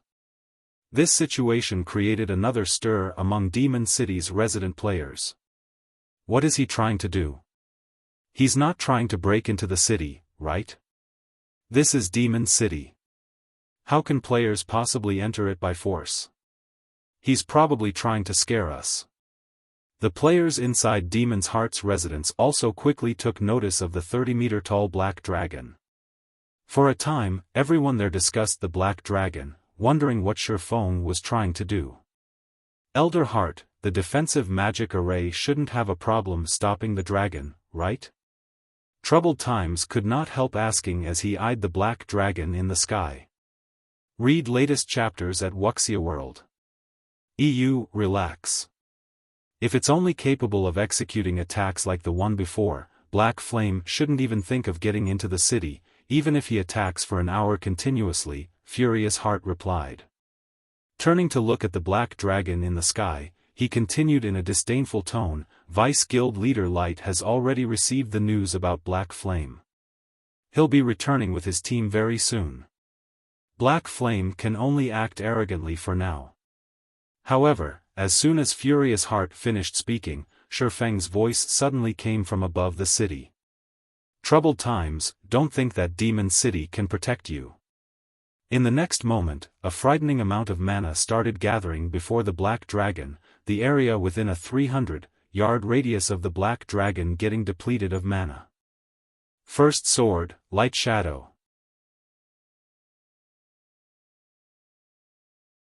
Chapter 25-34, Frightened Demons, what? He's really going to siege the city. This is Demon City we're talking about. Is he insane? When the resident players of Demon City heard Xiaofang's words, they were stunned. They never thought that Xiaofan actually intended to attack Demon City directly. This revelation was as if someone had just told them that there were players seeking to attack the capital city of an NPC kingdom. This had to be a joke. In the next moment, however, the Black Dragon ruthlessly smashed its claw into the magic barrier protecting the city. The instant the claw started descending, it transformed into a gigantic phantom claw that blotted out the sky. Boom! The sky thundered and the earth shook when the phantom claw collided with the translucent barrier. The intense shockwaves even shattered the surrounding space like glass. The power of this claw attack was many times greater than that of the dragon breath the Black Dragon used before. What power! Regretful Wind, who had just exited the bar he visited, was shocked as he looked at the trembling magic barrier above him. Demon City's defensive magic array doesn't react so violently even when a Tier 4 NPC goes all out. Just how strong is that Black Dragon's attack? There was nobody in Demon City that did not know how strong Demon City's defensive magic array was. When Demon City was first constructed, the Ten Saints Empire had once dispatched an NPC army to attack it. Back then, however, even when multiple Tier 4 NPCs bombarded the city's defensive magic array with everything they had, the magic array didn't vibrate at all. The NPC army broke through the city's defensive magic array only with the help of a Tier 5 divine official. The Black Dragon Xiaofan summoned, on the other hand, was only Tier 3. At best, its strength should only be on par with Tier 4 NPCs. Now, however, the Black Dragon had actually made Demon City's magic barrier shake so violently with just a single attack. This situation was simply unbelievable. Insane. He must be insane. Flame Feather was confused when she saw the black dragon bombarding the city's magic barrier. By attacking the magic barrier, he's basically declaring his intent to siege the city. Even Battle Wolves didn't dare do such a thing. With this, Demon's Heart's members won't be the only ones taking action. Demon City's NPCs will take action as well. Does Black Flame not know this? It might be fine if Demon City were just a guild city. After all, guild cities fully belong to players. However, NPCs partially own Demon City. This was why demon players like herself were confident that there were no players capable of threatening Demon City's continued existence at this stage of the game. Back when Battle Wolves sent its army on a crusade against Demon City, it had only set out to kill the demon players operating around Demon City, which would, in turn, weaken Demon City's strength. It had never intended to attack Demon City directly. Now, however, Xiaofan had actually attacked Demon City's magic barrier. He was simply tired of living. Meanwhile, inside Demon's Heart's residence, when troubled times saw the city's magic barrier still standing despite suffering multiple attacks from the Black Dragon, he breathed out a sigh of relief. Previously, he had very nearly thought that Xiaofan would shatter the city's magic barrier. Fortunately, the Black Dragon's attacks were only making the barrier tremble. In other words, the Black Dragon's attacks were still within the barrier's range of tolerance. He really took action. Furious Heart was stunned by this situation. He never thought that Xiaofan would actually attack Demon City directly. Ha ha ha. He's doomed now. By the time the Vice Guild leader returns, the city's great demon NPCs would have long since taken care of him, laughed the black-clad elder standing beside Furious Heart. Originally, their side had been helpless against Xiaofan. The only thing they could do was hide inside Demon City's protection and await their Vice Guild leader's team's return. However, Xiaofan had lost all reason and actually launched an attack on Demon City. With this, all they needed to do now was sit back and watch the city's great demon NPCs dispose of Xiaofan. These great demon NPCs were much stronger than human NPCs. The demon monarch that ruled the city was even a frightening existence on par with the heroes of humans. Current players would be helpless against him. Guild leader? At this moment, let alone the resident players of Demon City, even Blue Frost and the others following after Xiaofan were stunned by this situation. In their opinion, it would have been perfect if they could somehow sneak into Demon City and leave swiftly. They never thought that Xiaofan would actually take direct action against Demon City. However, before Blue Frost and the others could react, over a dozen great demons flew out of Demon City. Not only were all these great demons at level 130 or above, but they also radiated a stifling aura. This was especially true for the dignified man flying in the lead of the group of great demons. The man wore exquisite, crimson armor and held an icy war axe in his hand. And surprisingly, he looked nothing like a demon and very much like a human. However, if one used an identification skill on this man, they would discover that he wasn't human at all but a bona fide demon. Moreover, he was a great demon with an extremely prestigious bloodline. Morpheus, Demon Monarch, Great Demon, 2-star Demon Marquis, level 135 HP 700 00000/700 0000000. The great demons quickly surrounded the Black Dragon, leaving it with no room to escape. Dragon. This is the demon race's city. You don't belong here. Morpheus declared in a cold tone as he looked at the Black Dragon. Meanwhile, upon hearing Morpheus's words, the resident players of Demon City promptly went into an uproar. Quick, look! Our city lord is taking action. Black Flame is overestimating himself. Not only did he offend Demon's Heart, but he also dared to touch Demon City. He's doomed now. Black Flame really is courageous. However, I wonder how long he'll be able to stand up against Morpheus. NPCs rarely took action against players. Hence, many players were curious to see the strength of NPCs, especially demon NPCs. Now that there was an opportunity to watch demon NPCs fight a monster-level expert like Xiaofan, everyone naturally grew excited. In response to this situation, Demon's Hearts members started smiling. With over a dozen Tier 4 great demons taking action, even a Tier 4 hero should not dream of escaping unharmed, let alone a Tier 3 player like Xiaofan.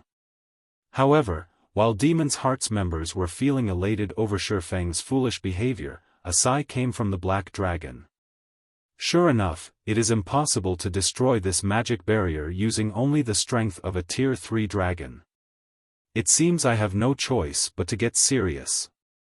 Although Xiaofan had spoken in a calm tone, when his voice was relayed through the Black Dragon, it had been loudly amplified.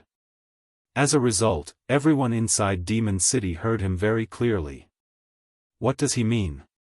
He still hasn't gotten serious until now? An act. He's definitely putting on an act. When Demon's Hearts members heard Xiaofang's words, they instinctively thought that he was putting on an act and that he was actually at his wit's end already. Read latest chapters at Wuxia World. What? He still has a trump card he hasn't used? Regretful Wind, however, did not think that Xiaofan was boasting. At the same time, though, he also felt that the swordsman couldn't possess a trump card stronger than the Black Dragon. However, before anyone could deduce anything from Xiaofang's words, the Black Dragon suddenly disappeared, leaving Xiaofan himself in its place. At this moment, though, Xiaofan held a thick, ancient tome in his hands, and this tome woke an instinctual fear in every demon player in the city. Damn it! Why is it in your hands? Morpheus's complexion changed dramatically when he saw the ancient tome that Xiaofan held. Before the demon players present could react to the situation, Morpheus turned around and fled back into Demon City. Moreover, he wasn't alone. The dozen or so other great demons also revealed fearful expressions as they zoomed back to the city.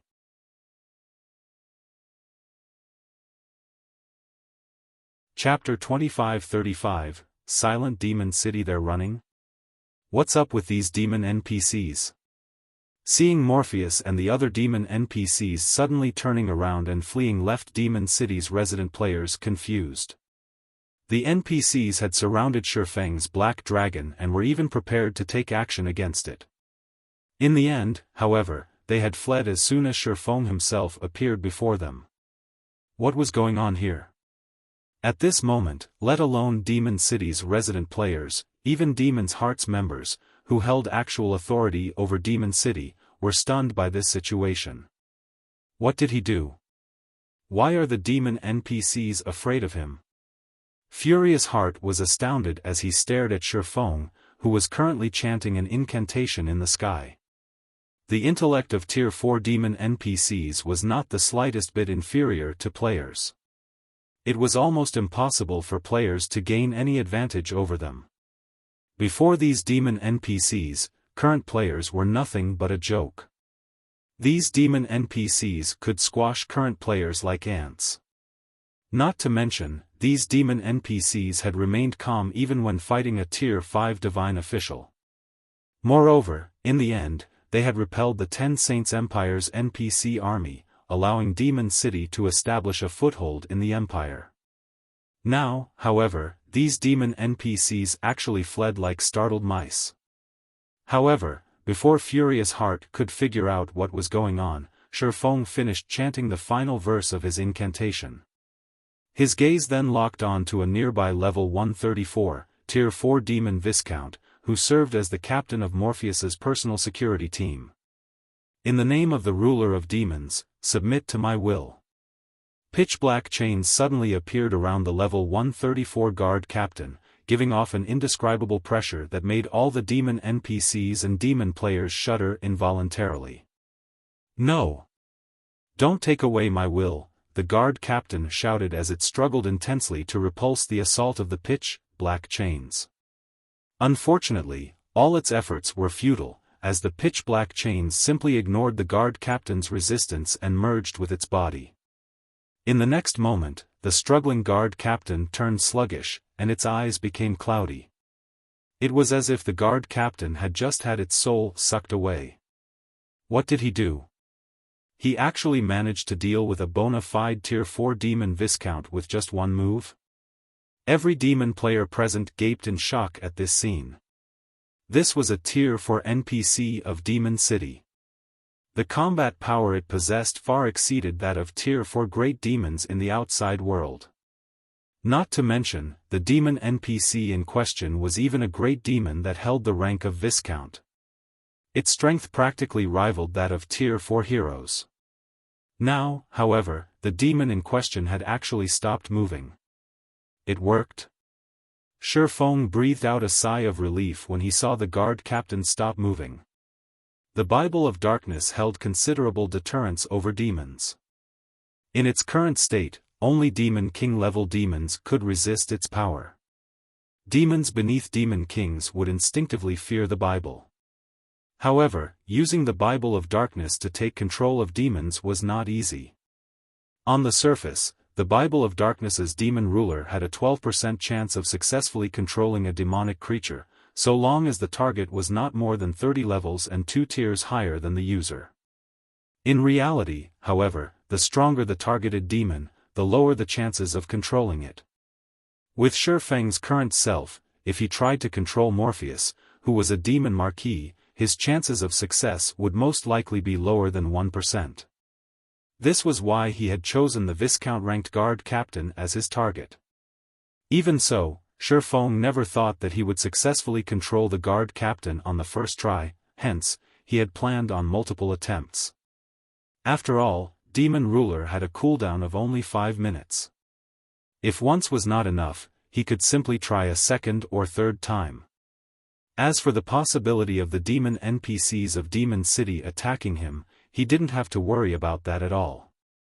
The Bible of Darkness held an absolute suppression over demonic creatures, although this suppression was not particularly effective against demon players. So long as he held the Bible of Darkness, all demonic creatures below Tier 6 would fear him. Tier 5 Demon Kings were no exception.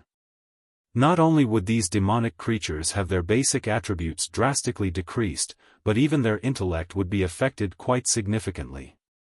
Moreover, if worst comes to worst, he still had the 7 Luminaries ring. He could escape to safety whenever he wanted to. Hence, he did not fear Demon City's NPCs at all. These factors were why he dared come to Demon City. After Xiaofan took control of the guard captain, however, the other fleeing demon NPCs promptly halted their retreat and turned to glare at Xiaofan and the controlled guard captain, vigilance and rage burning in their eyes. It seems these demons are aware that I can use Demon Ruler only once within a short period but are afraid of recklessly approaching me due to their hypersensitive nature. Xiaofan smiled as he swept a glance at the vigilant demon NPCs. Unfortunately, you are already too late. After saying so, he controlled the black dragon and had it fly over to his side. He then had it launch another attack at Demon City's magic barrier. What? He's still trying to attack the magic barrier? I don't know why the demon NPCs are so afraid of him, but he is still 100 years too early if he thinks he can destroy Demon City's barrier. Demon's Hearts members were very surprised by Xiaofan's ability to terrify the demon NPCs. However, that was it. Their emotions were limited to surprise. After all, while the demon NPCs were afraid to leave the city to deal with Xiaofan, Xiaofan still could not enter Demon City. However, as soon as Demon's Hearts members finished speaking, the demon guard captain that had turned sluggish suddenly started moving. And to everyone's surprise, the guard captain cast the Tier 4 Curse Dark Star at the same point that the black dragon had attacked. In the next moment, the black dragon's claw smashed into the magic barrier's outer surface. At the same time, a gigantic, pitch-black star also smashed into the magic barrier's inner surface. Boom! Upon receiving attacks from both inside and outside, the defensive magic array instantly shattered. Cracks bloomed all over the magic barrier that protected Demon City. Pung! Pung! Pung! In just a few seconds, the cracks had extended throughout the magic barrier. When looking up from Demon City right now, the spectating demon players found themselves looking at a cracked sky. Silence. Absolute silence. At this moment, as if time had frozen for Demon City, every player residing in the city was gazing at the sky in stunned silence, both their eyes and mouths wide open. Just then, a series of system notifications entered the ears of all demon players operating within the Burning Forest region, the emotionless voice of the system echoing in their minds for a long time. 2536 Slaying Troubled Times Chapter 2536. Slaying Troubled Times Burning Forest Region System Announcement. Human players have broken through Demon City's defensive magic array. All demon players based in Demon City will have their city reputation reduced by 10 points and city contribution, by 3,000 points. Boost to Power of Darkness will also be reduced by 20%. Burning Forest Region System Announcement. Demon City's defensive magic array has been broken. Ruling Guild of the city will have its popularity reduced by 5,000 points. All benefits provided by Demon City will be halved for 7 natural days. All quests given out in Demon City will have their rewards reduced by 30%. The system announcement repeated throughout the Burning Forest 3 times, causing a deathly silence to befall the forest. Someone broke through Demon City's defensive magic array? Didn't they say that even the 10 Saints Empire's NPC army was helpless against Demon City? How could players possibly break through the city's defensive magic array? Who did it? Could it be those people Demon's Heart placed a bounty on before? The demon players grinding and questing inside the Burning Forest were flabbergasted by the system announcement. Some players even fell into a daze in battle and nearly got themselves killed by monsters. Since Demon City's construction until now, aside from battle wolves, no power or player had truly managed to put pressure on Demon City. Now, however, not only did someone put pressure on Demon City, but they had even destroyed the city's defensive magic array. This was simply unbelievable. The shock the demon players felt upon receiving this piece of information was akin to human players hearing about some other player breaking through the defenses of a kingdom's capital. It was simply unthinkable. Meanwhile, inside Demon City, the resident players remained in a daze long after the incident. Like robots that had jammed, their mouths kept opening and closing wordlessly as they stared up into the empty sky above them. Damn it! How did he do it? This is a main city-level defensive magic array. As Furious Heart stared at Xiaofan hovering in the sky, unprecedented shock filled him. He never imagined that Xiaofan would actually succeed in destroying Demon City's defensive magic array.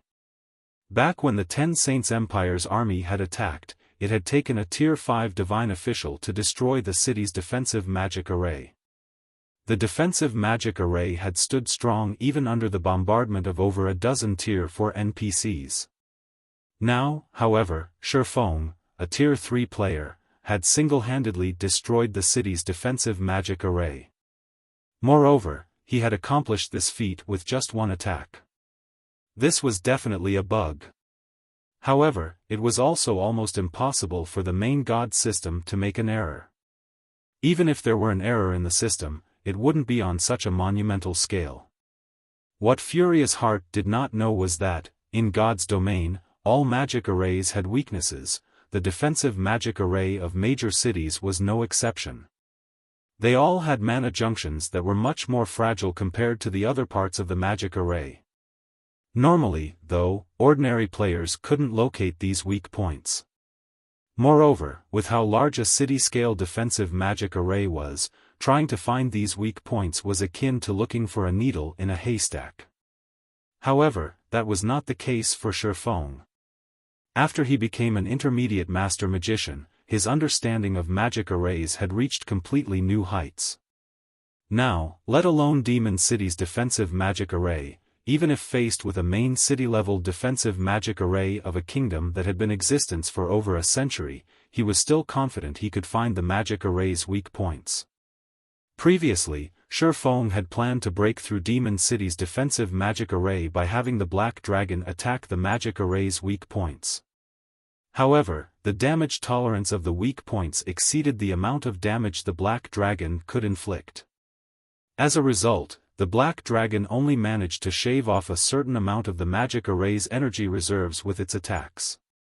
However, after gaining control over the Tier 4 Demon Guard Captain, he was able to have the Guard Captain and Black Dragon attack the same location simultaneously, thereby combining their strength and executing an attack that exceeded the magic array's damage tolerance. Only then did he succeed in instantly shattering Demon City's defensive magic array.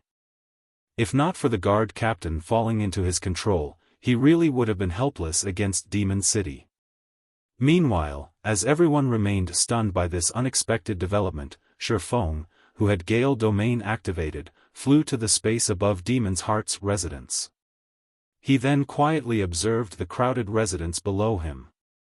"Troubled times, it's your turn now," Xiaofan said when he spotted Troubled Times, ignoring the tens of thousands of Demon's Heart members around.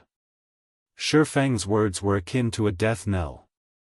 Upon hearing these words, Demon's Heart's members could not help but turn to look at Troubled Times, who stood at a corner of the residence's plaza, pity appearing in their eyes. Troubled Times should have been safe after escaping to Demon City. Now, however, that was no longer true. If Xiaofan could destroy even Demon City's defensive magic array in a single attack, who could possibly stand up to him? Even if Xiaofan had relied on the strength of the Demon Guard Captain to accomplish this feat, this could also be considered a portion of the swordsman's strength. After all, not everyone was capable of controlling a Tier 4 Great Demon, a demon NPC, at that. Black Flame, you'd better not go too far. This is Demon's Heart's residence. Furious Heart bellowed when he saw that Xiaofan was completely ignoring Demon's Heart's members. You've already destroyed Demon City's defensive magic array and caused Demon's Heart's prestige to plummet. If you kill Troubled Times, you'll make an out-and-out enemy of Demon's Heart. You'd better think this through clearly. Xiaofang's strength was indeed terrifying. However, Demon's Heart was not in existence to provoke easily. It was the first dark guild in God's domain to establish a city for demons. In an era where dark powers were flourishing, even super guilds would not dare to offend Demon's Heart casually. Demon's Heart might not have the ability to deal with a monster like Xiaofan, but Zero Wing was a different story. A guild was different from an individual. A guild was an organization made up of thousands, and possibly even millions, of players. So long as Demon's Heart slaughtered Zero Wing's other members, even if Xiaofan remained unharmed, Zero Wing would still fall into ruin. This was also the reason why the Ten Saints Empire's various superpowers chose to take a step back when dealing with Demon's Heart. So what? Do you think Zero Wing is a guild you can casually provoke? Xiaofan said as he glanced askance at Furious Heart. Read latest chapters at Wuxia World. The Black Dragon immediately descended from the skies and appeared above Troubled Times. It then swiped a claw at the Berserker. Light Shadow. No. When Troubled Times saw the mountain-like claw smashing down toward him, he instinctively activated demonification, followed by a life-saving skill to protect himself. Unfortunately, before a Tier 3 dragon, a Tier 3 demon player like Troubled Times was no different from an ant. When the Black Dragon's claw came into contact with Troubled Times, the Berserker got crushed into the ground and died just like that.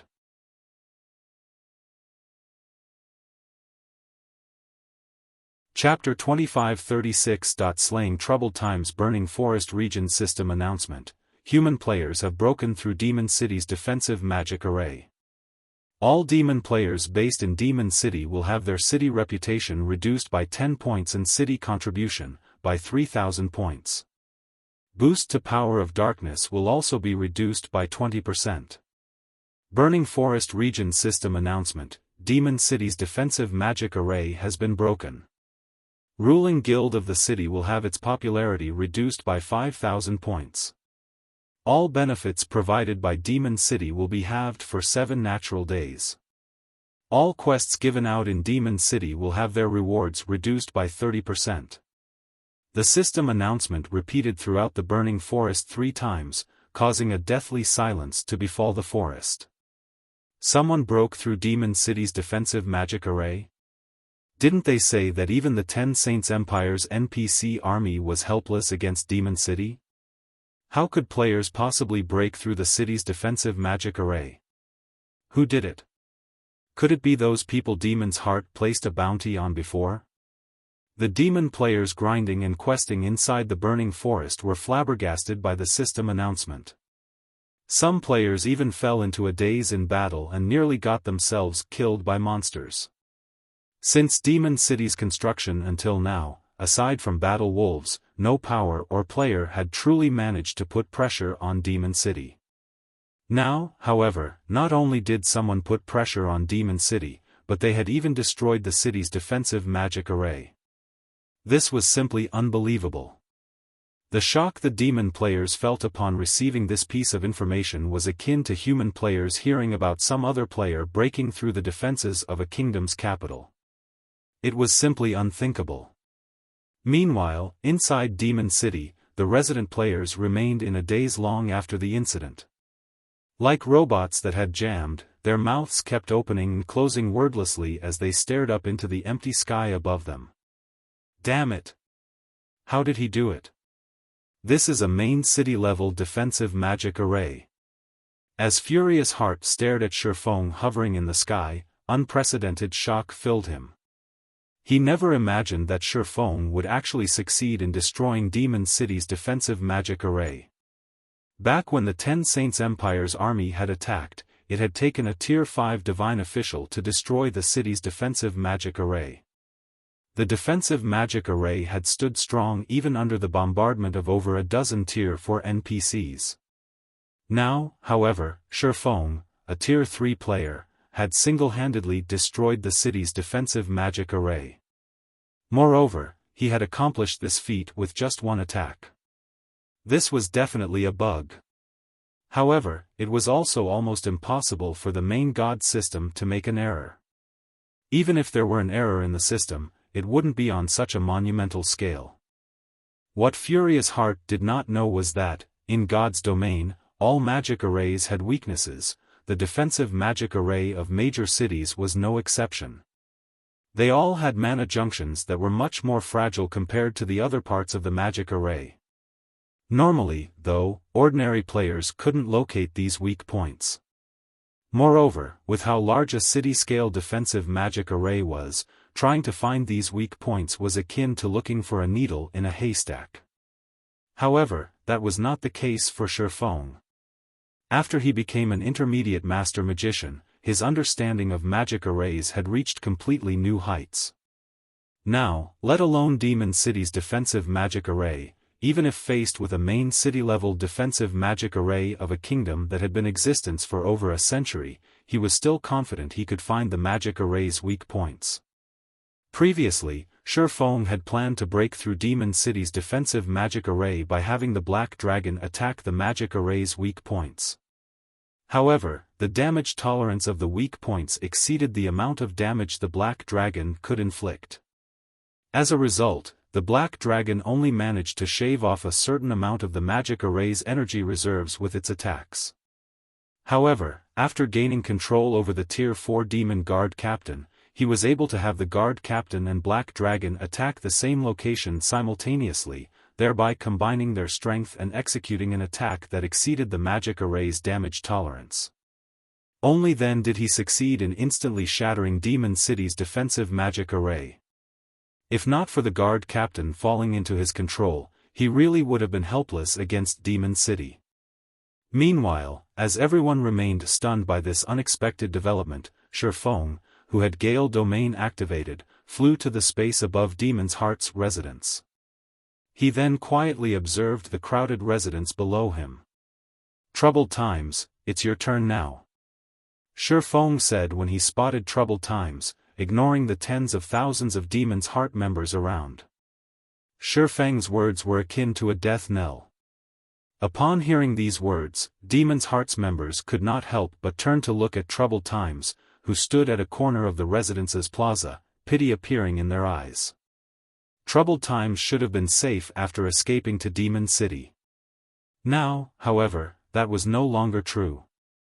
If Xiaofan could destroy even Demon City's defensive magic array in a single attack, who could possibly stand up to him? Even if Xiaofan had relied on the strength of the Demon Guard captain to accomplish this feat, this could also be considered a portion of the swordsman's strength. After all, not everyone was capable of controlling a Tier 4 Great Demon, a demon NPC, at that. Black Flame, you'd better not go too far. This is Demon's Heart's residence. Furious Heart bellowed when he saw that Xiaofan was completely ignoring Demon's Heart's members.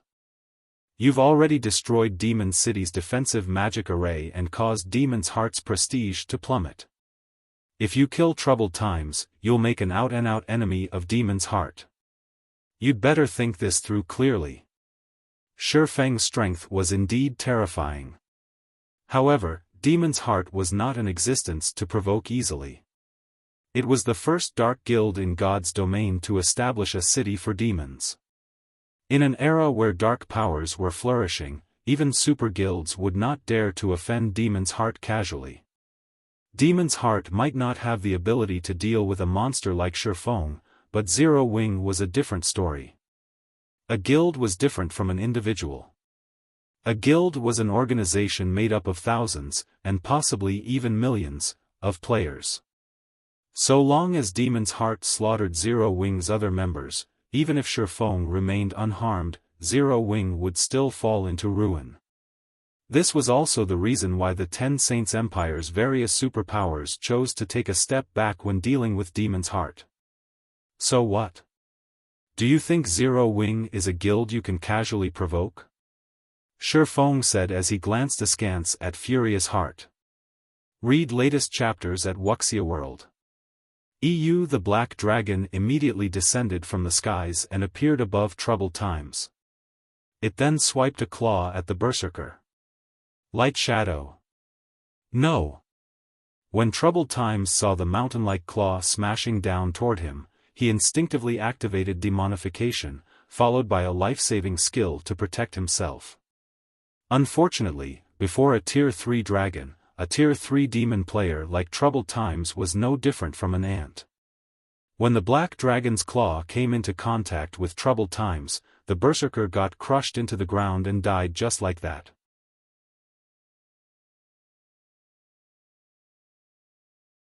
Chapter 2537, Single-handedly suppressing Demon's Heart. When Troubled Times died, silence blanketed Demon City again as everyone stared at Xiaofan hovering in the air.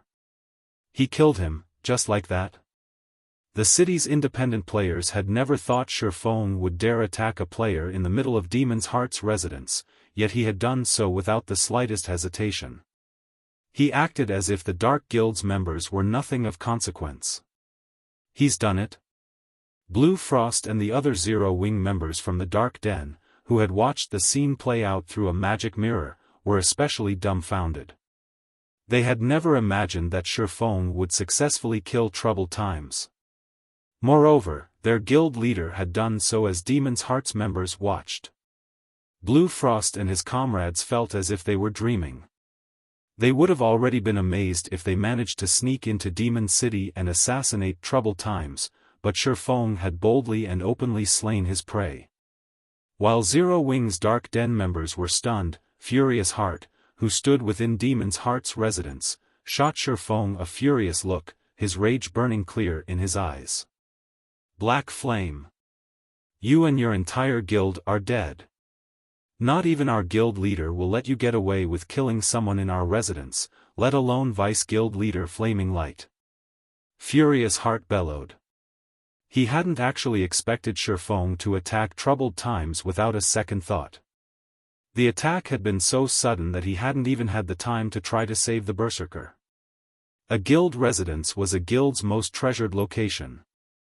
If word spread that Demon's Heart couldn't even protect a single player within its residence, the Dark Guild's reputation would suffer.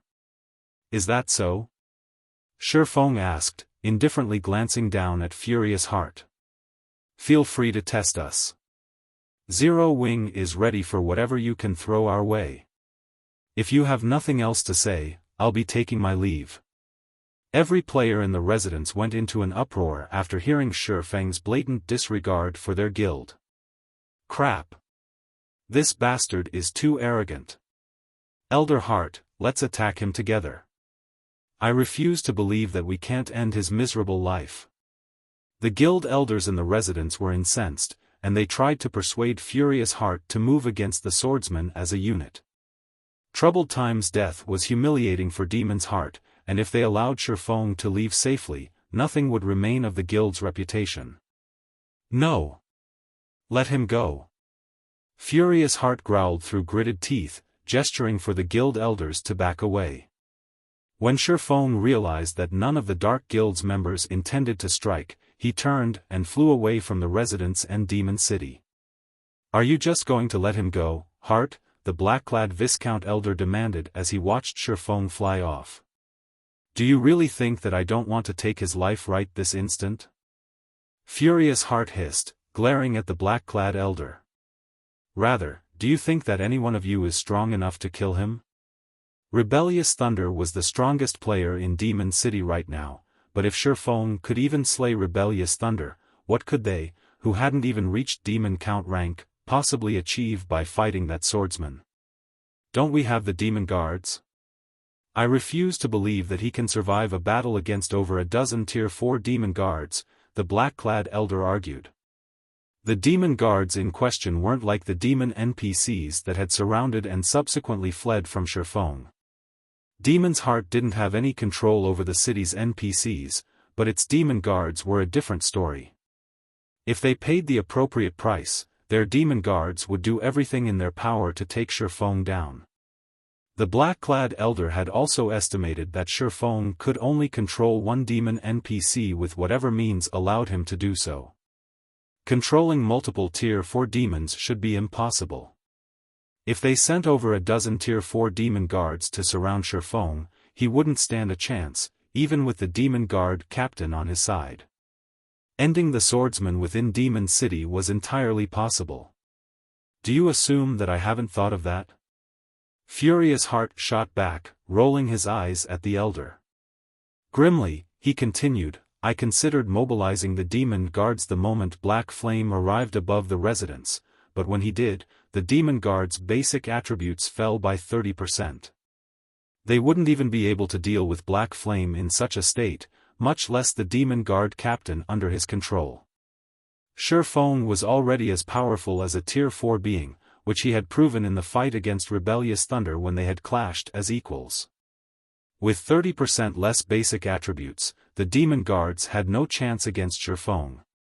Xiaofan was a domain realm expert. Sending a bunch of dumb monsters with inferior attributes to take him out would be nothing more than a joke. "But it's so frustrating watching him go unscathed," the black-clad Elder hissed, gnashing his teeth as he watched Xiaofang's figure move farther away. Demon's Heart had gone to great lengths to earn the prestige it had enjoyed in Demon City only minutes ago. Now that Xiaofan had dealt such a severe blow, restoring their reputation would take ages if they simply allowed him to leave. So what if he leaves? I've already notified the guild leader and vice guild leader Light. Black Flame won't enjoy this victory for long. Furious Heart said, his eyes narrowing as he glared at Xiaofang's departing figure. At the moment, Demon's Heart was indeed helpless before Xiaofan, but once the guild leader and vice guild leader Flaming Light returned, it would be a different story. Those two individuals were the guild's true pillars of strength. Even the Ten Saints Empire's various superpowers feared those two players' strength and the foundation they'd created for the Dark Guild, going as far as to form alliances in secret with Demon's Heart. Since Xiaofan had shredded Demon's Heart's reputation, the guild leader and vice guild leader wouldn't rest until the matter was settled. While Xiaofan flew away from Demon's Heart's residence, another commotion broke out among the city's residents. What? Demon's Heart actually let him get away? Weren't there quite a few Tier 4 Demon Guards stationed in Demon's Heart's residence? Why didn't the guild mobilize them? Is he even human?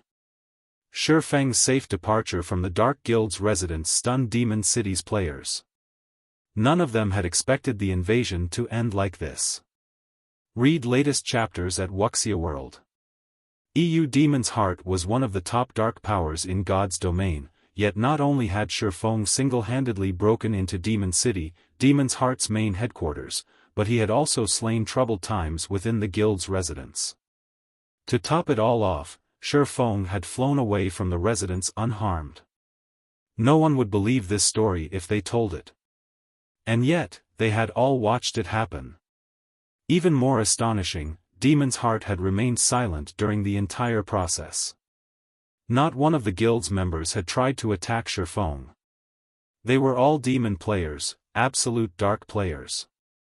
Starting a fight with someone over the slightest offense was normal for them, especially for Demon's Heart's members. However, even the Dark Guild's members seemed afraid of a single human player. It was unbelievable. While Xiaofan departed from Demon City, news of the encounter spread like wildfire throughout the Ten Saints Empire.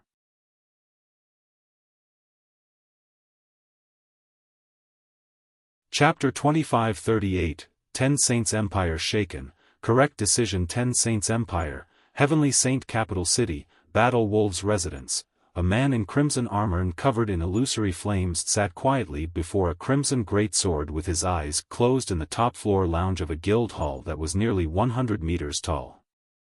Although this man didn't make the slightest move, the sword and flames around it circled the man as if they had a life of their own.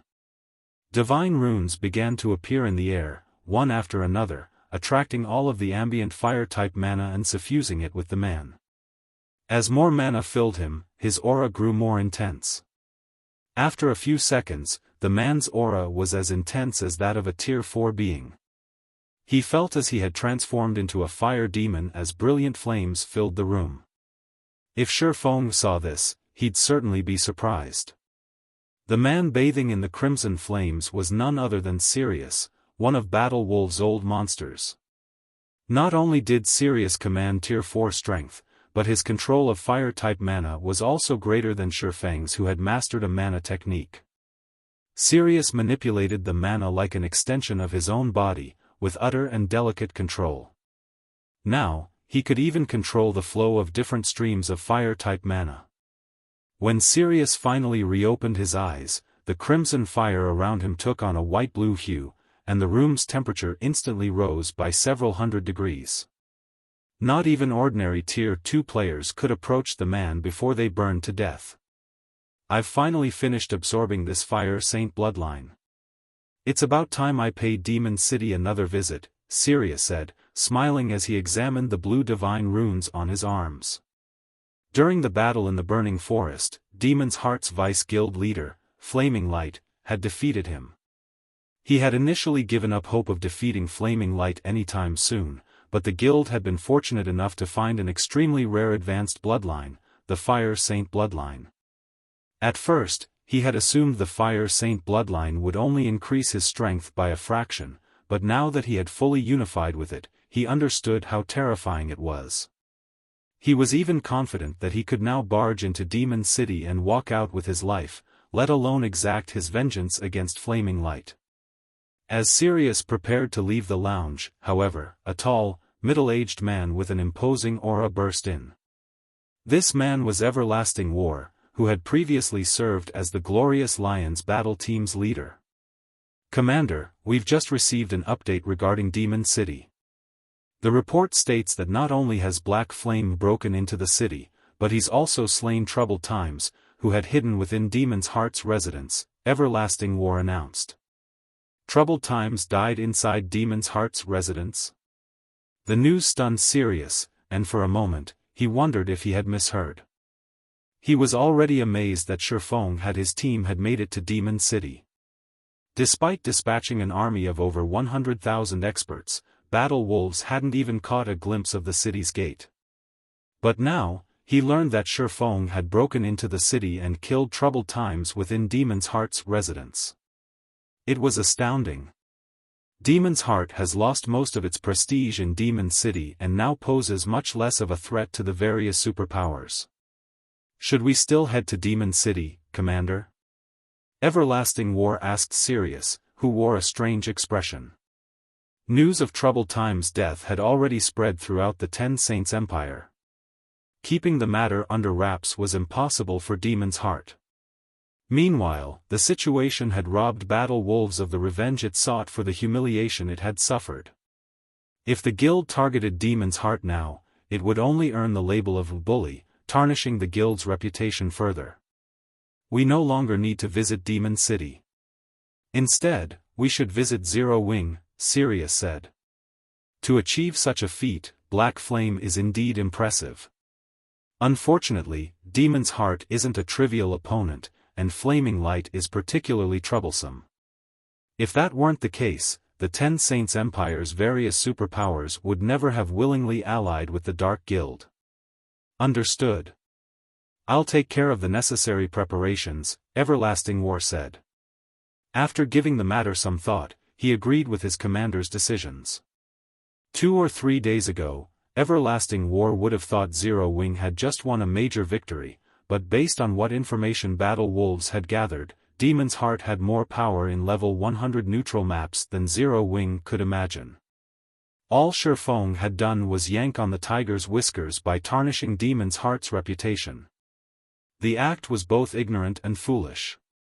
Meanwhile, all of the various superpowers that learned of Xiaofang's accomplishments were similarly astonished. None of them had thought that Xiaofan would shake Demon City to its very foundations. The swordsman's strength was simply inhuman. Surprisingly, however, the Ten Saints Empire had remained extraordinarily calm despite the news. None of the various superpowers, which deeply hated demon players, had shown any movement.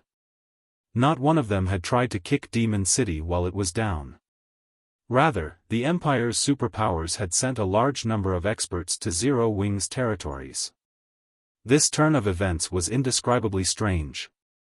Have these superpowers gone mad, Vice Guild Leader? They're not taking advantage of the situation to put pressure on Demon's Heart and are aiming for Zero Wing instead, the Tier 3 black-clad assassin beside Illusory Words said after examining the details the guild's information network had gathered. Did they miss the system announcement in the Burning Forest? The demon player's development speed in that area has substantially decreased. This is the perfect opportunity to strike. They haven't gone crazy, Illusory Words, who was busy sifting through the reports, replied, shaking her head. They've only made the correct decision. Correct decision? The statement confused the Tier 3 assassin. He didn't understand what Illusory Words meant by that. Since Xiaofan had destroyed Demon City's defensive magic array, all of the city's demon players have suffered a 20% strength reduction. This was the best chance the various superpowers had to eliminate those demon players. Demon's Heart had stopped the Empire's various superpowers from acquiring as many resources from level 100 neutral maps. Those superpowers would only secure more if they suppressed the Dark Guild now. That's right, Illusory Words said, her lips twisting into a bitter smile. Very few of the various superpowers members are aware of how frightening Demon's Heart truly is. The Dark Guild has already allied with mythology, one of the 5 great superpowers. Both its overall strength and its foundations are far superior to Zero Wing's. Naturally, the various superpowers want to take advantage of Zero Wing, not Demon's Heart.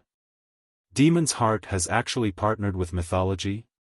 Realization immediately dawned on the Tier 3 assassin.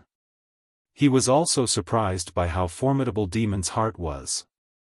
Read latest chapters at Wuxia World. EU mythology was one of the 5 major titans in God's domain and far stronger than ordinary superpowers like Crimson Emperor. Ordinary super guilds couldn't even compare. If mythology were supporting Demon's Heart, the Dark Guild wouldn't have to worry about its development, even after the recent events. While the Ten Saints Empire's superpowers were busy attacking Zero Wing, a handsome man in white arrived at a mana-rich location outside of the Fire Dragon Empire. This man was Flaming Light, Demon's Heart's famous Vice Guild leader. Not long after his arrival, 2 level 107, Tier 3 peak experts intercepted him. "What business do you have here?" a Tier 3 shield warrior demanded, flashing Flaming Light a contemptuous look. "I have something I need to discuss with Vice Guild leader Cold Shadow. May I know if she has time to spare?" Flaming Light cordially asked.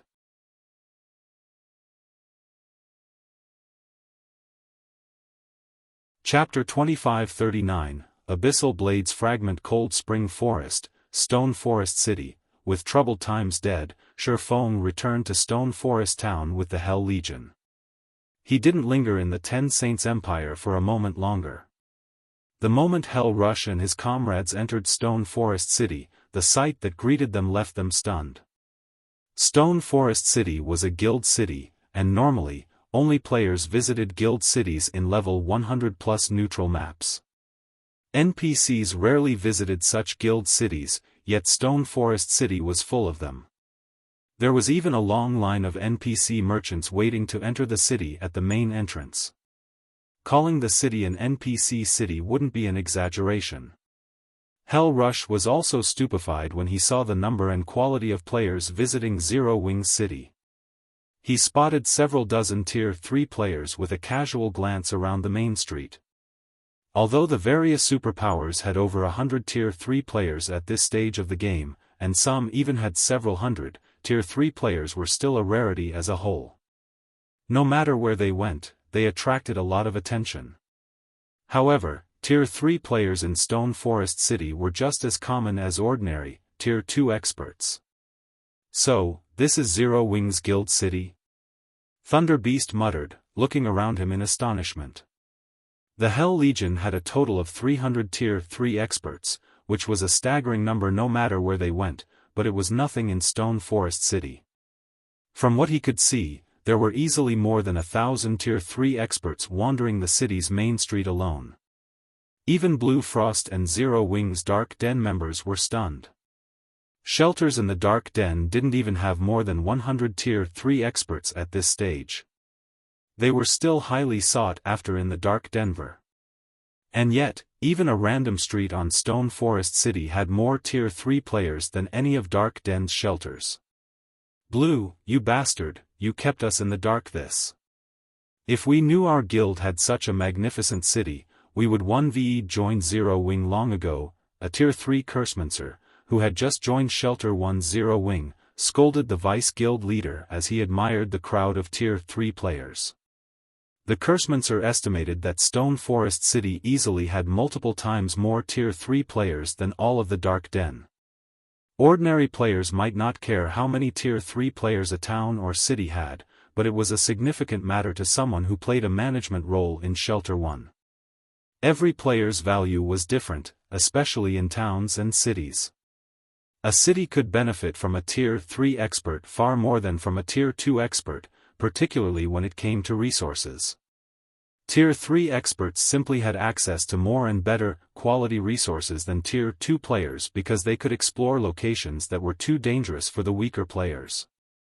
In a city full of Tier 3 experts, players unwittingly added resources to the town, even if they weren't a member of the ruling guild, which, in turn, attracted more experts. Another benefit came in the form of leveling. God's Domain's mainstream players had already reached level 100 and beyond, and after level 100, players needed far more EXP to reach each subsequent level. Players also needed to defeat much stronger monsters. Thus, they would need Tier 3 players' help if they wanted to level up quickly. This was also why the Dark Den's players preferred to develop in powerful shelters. With how many Tier 3 experts wandered Stone Forest City streets, these players' leveling speed would be incredible. The Dark Den's various shelters couldn't even imagine how fast these players reached their next level. If the Dark Den's players knew that Zero Wing ruled a guild city like this, every one of them would immediately try to join the guild. Blue Frost, however, did not have a good response for the Cursemancer's complaint. Although he had always known that Zero Wing was extraordinary, he had never dreamed that it was this powerful. However, Blue Frost and his companions didn't know that many superpowers had sent their experts to Stone Forest City precisely because of Xiaofang's recent performance in Demon City. In fact, the Ten Saints Empire's superpowers had been some of the first. Not only had they sent a large number of scouts, but they had also sent quite a few guild upper echelons. Because of this, Stone Forest City's player population had reached an all-time high, and there was an unprecedented number of Tier 3 experts in the city. Meanwhile, 3 level 108 plus Tier 3 experts enjoyed Stone Forest City's specialty cuisine in a high-class restaurant's top-floor VIP room not far away from Zero Wing's residence, quietly observing Xiaofang's group as they entered. 2 of the 3 were Yuan Tiexin and Purple Jade from the secret pavilion, while the third was a young woman in her mid-20s. If Xiaofan had known about this gathering, he'd be surprised. Yuan Tiexin and Purple Jade were showing the woman deference. Even as she spoke to her companion, Purple Jade's eyes glowed with reverence and respect. Although she was the secret pavilion's #1 genius, she displayed no arrogance before the woman. So, he's Black Flame? He really is something. It's a pity he has offended Demon's Heart. With his presence and Stone Forest City's assistance, it wouldn't have been long before Zero Wing had joined the realm of God's domain's superpowers. Otherwise, the young woman with long, icy blue hair said as she watched Xiaofan disappear into Zero Wing's residence, smiling softly. Are you certain that you won't reconsider, Vice Guild Leader Dawn? Stone Forest City is now the #1 city in the Cold Spring Forest and several neighboring level 100 neutral maps. If you step forward, I'm sure Demon's Heart will hold back against the city, Yuan Tiexin respectfully pleaded with the young woman. The woman before him was Dawn Jade, and he had nothing but respect for her. Dawn Jade was most likely to succeed the Secret Pavilion's guild leader in the future, and her current position was only second to the guild leader's. Before his assault on Demon City, I could understand why the guild leader had such an optimistic opinion of Zero Wing, but Elder Yuan, you know times have changed. The dark powers have far more influence over God's domain than they used to, especially Demon's Heart, which stands at the peak of the many dark powers. But Black Flame mercilessly killed someone Flaming Light was protecting, and the various dark powers think this is a good opportunity to set an example for God's domain's various superpowers, Dawn Jade said. Sighing, she continued, Zero Wing has provoked far too many superpowers.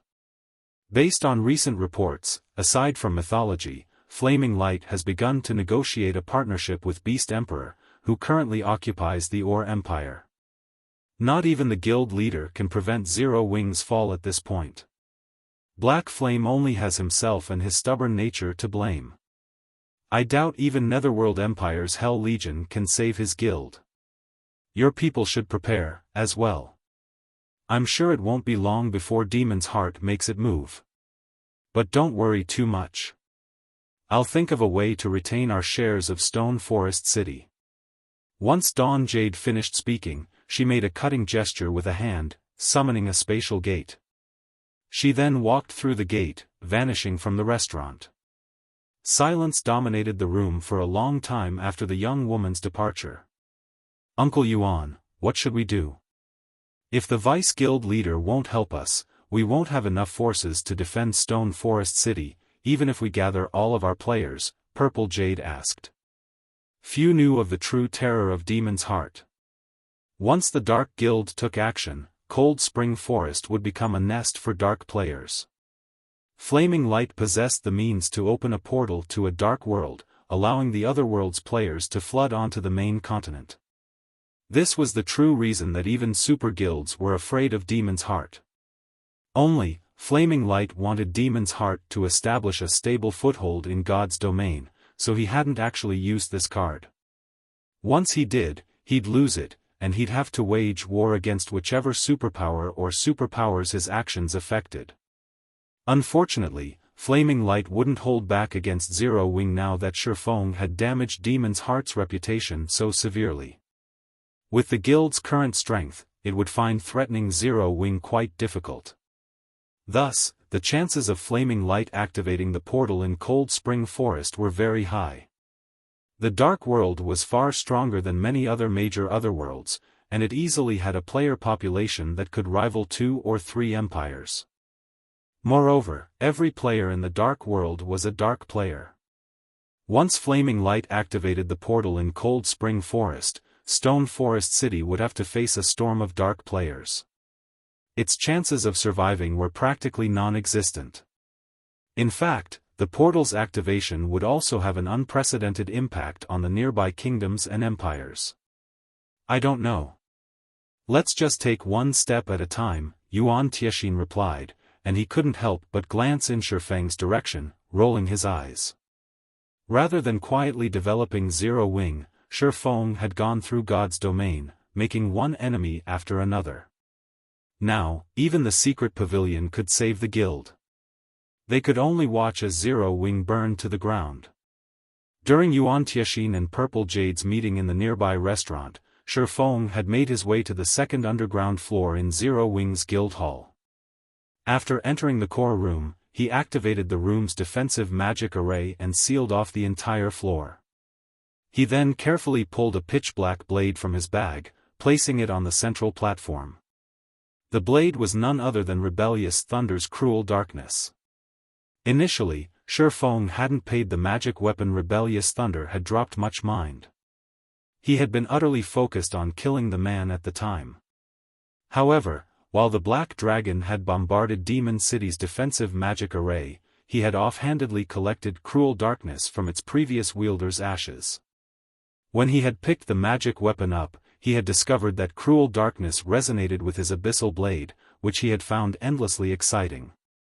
2 weapons only resonated in God's domain when both were a part of the original weapon. In other words, they were weapon fragments.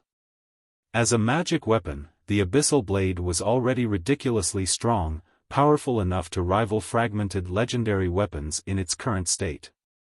Hence, Xiaofan had been flabbergasted to learn that the Abyssal Blade was only a fragmented weapon, not a complete one. If that were true, how strong would the complete weapon be? Would it become a fragmented legendary weapon? Or a legendary weapon? Read latest chapters at Wuxia World. EU. With this astonishing discovery occupying his thoughts, Xiaofan had slain troubled times before hurrying back to Stone Forest City. This should be safe enough. Hopefully, the fusion doesn't cause too much of a commotion. After examining Cruel Darkness, Xiaofan unsheathed the Abyssal Blade, and as a result, he received a system notification. System: the Abyssal Blade has discovered a fragment of the same origin. Do you wish to fuse the fragment with the Abyssal Blade? Fuse them.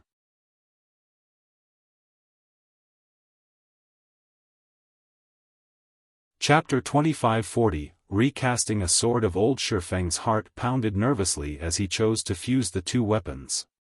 What he needed more than anything right now was a good weapon. His Abyssal Blade and Killing Ray had been excellent weapons and better than most, if not all, of the various superpowers' weapons before level 100. However, the various superpowers had begun collecting more top-tier weapons now that players had crossed that threshold. In fact, top-tier weapons had become so common that weapons of the Abyssal Blade and Killing Ray's caliber were now a standard for players of his strength. Because of this, the Abyssal Blade and Killing Ray were now his shortcomings, particularly the Abyssal Blade. If he hadn't acquired multiple pieces of fragmented legendary equipment and an extraordinary bloodline, the various superpowers' apex experts would have long since surpassed his basic attributes. Of course, fusing 2 weapon fragments in God's domain wasn't an easy task. The process was akin to recasting a weapon, but in this scenario, players had to fuse the 2 weapons before they could recast them, rather than simply recasting a single weapon. If the forger responsible for recasting the weapons didn't have a certain level of mastery, they could destroy both weapons. Of course, only the weapons would be destroyed. The fragments would remain, although one wouldn't be able to use them as weapons. After Xiaofan agreed to fuse the Abyssal Blade and Cruel Darkness, both weapons instantly shattered, transforming into a cloud of ink-black dust. The cloud then solidified into the form of a rough sword hilt and blade. The two fragments looked nothing like they had a moment ago, but they both radiated frighteningly powerful auras that even made Xiaofan shudder. For a moment, he faintly saw the phantom of a dragon head, spreading its jaws and threatening to devour him. They're just fragments, yet their auras are so powerful? Xiaofan stared at the two weapon fragments in astonishment. The combined aura was even stronger than that of the Abyssal blade when it was fully liberated. Xiaofan found it really hard to imagine just how powerful the original weapon had been before it had broken. He estimated that it should have at least been legendary rank. He couldn't help the envy he felt. If he were dealing with a legendary weapon, he would have to be very careful. On the off chance that he made a mistake and the recasting failed, not only would he lose the Abyssal blade, but he'd also have to search for more materials to try again. Naturally, he'd need legendary ranked materials. Legendary materials were incredibly rare in God's domain. Even the various superpowers of his previous life had struggled to collect a single set of legendary materials to recast a legendary weapon, not to mention Zero Wing. When he had first obtained Cruel Darkness, he had intended to seek out Celiora for help with the recasting. A Grandmaster Forger was capable of producing legendary items, after all. Recasting a legendary item from weapon fragments should be a piece of cake for her. When he evolved the Abyssal blade to Tier 3, however, even the Candlelight Trading Firm's defensive magic array had very nearly failed to contain the magic weapon's unrestrained aura. If recasting this weapon caused too much of a commotion and caught the public's attention, it could spell his doom. What lay before him was a magic weapon, and he was likely to face a backlash once the recast was complete. If that happened, he'd be at his weakest and vulnerable to attack. If the various superpowers happened to have experts stationed near White River City, he'd be doomed. Naturally, Celiora, as an NPC, wouldn't try to protect him. At best, he'd have to rely on the city's NPC soldiers to fend off any hostile players, but by the time they responded to an attack, they'd be too late. Xiaofang's worries weren't unfounded. Such instances had happened quite a few times in the past.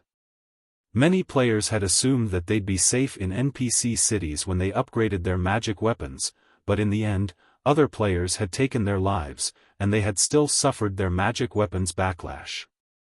After all was said and done, their characters had been crippled. Not wanting to take the risk, Xiaofan decided to recast the weapon himself within Stone Forest City's walls. Fortunately, he was already an intermediate master forger. Even without Celiora's help, he qualified to recast a legendary weapon. He then pulled a bunch of magic crystals from his bag and gradually fused the two weapon fragments. As the magic crystals disintegrated into mana and flowed into the fragments, the magic arrays carved on them began to regenerate. Unlike the recasting process, fusing the fragments was simple. Players merely needed to supply enough mana. The process was a slow one, although there was almost no room for unforeseen complications. Time quickly passed. 1 hour. 2 hours. 3 hours. After 4 hours, the fusion process wasn't even halfway complete. Crap.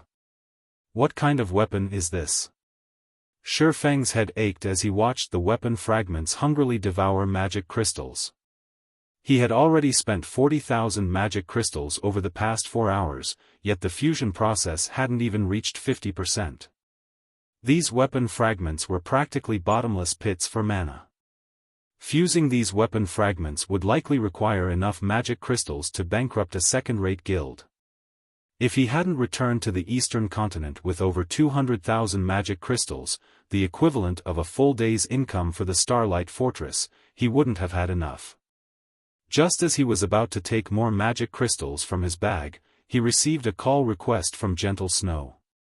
After so long apart, not only had Gentle Snow reached level 109, but she also now radiated a special kind of mana. Xiaofan would have assumed she had unlocked her mana body's full potential if he hadn't known better. He had to admit that he was impressed with her management of Stone Forest City while he had been gone. Not only had Gentle Snow perfected the city's defenses, but the guild also now had 130 Tier 3 experts. Zero Wing had already started raiding 100-man, level 100 team dungeons, and the guild's main force members had updated plenty of their weapons and equipment. Now, their equipment standards were only slightly weaker than the Hell Legion's experts. Guild leader, a group of dark players recently contacted me. They say they are from the dark world, and they wish to meet with you. Apparently, they wish to help us with our current predicament, Gentle Snow reported. Players from the dark world? Xiaofan was a little surprised to hear the news. The dark world was a very special otherworld in that it hadn't formed naturally. Rather, ancient gods had created the dark world, and it was dominated by the laws of darkness. The dark players that resided in this otherworld are a far greater threat than any dark players on the main continent. When the dark world had connected to the main continent during Xiaofan's previous life, the dark power's influence on the main continent had already reached its peak. Level 100+ neutral maps had become battlefields for dark and normal players, and many had fallen. Even some kingdoms and superpowers had been annihilated. However, before the planar gate between the dark world and the main continent had activated, no one had been able to leave the other world, other than the key holder. As far as Xiaofan could remember, only Flaming Light held the key, and it was obvious that he hadn't yet activated the planar gate. Yet, players acting as residents of the dark world were looking for him. He found the situation strange. Do you wish to meet them? Gentle Snow asked. This is interesting. Yes, I'll meet with them.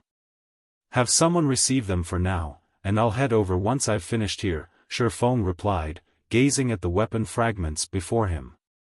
All right, I'll inform them, Gentle Snow said, nodding before she disconnected the call. Xiaofan then returned his attention to fusing the two weapon fragments. 60,000. 80,000. 90,000.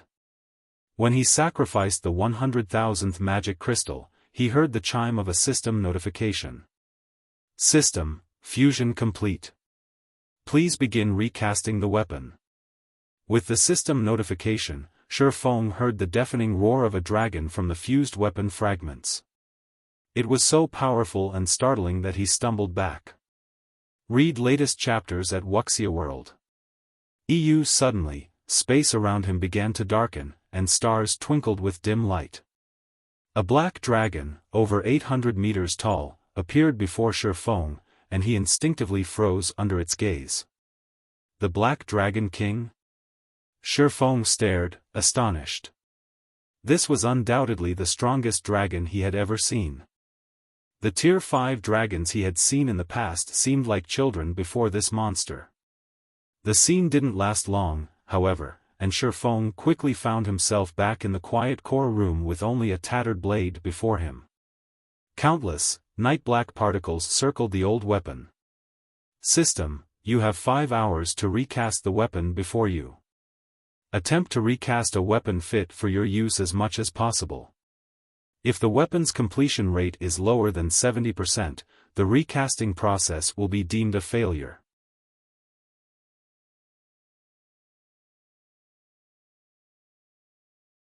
Chapter 2541, Blade Reshaping, 5 hours? Xiaofang's expression darkened when he read the system announcement. While 5 hours wasn't exactly a short time, it wasn't particularly long either.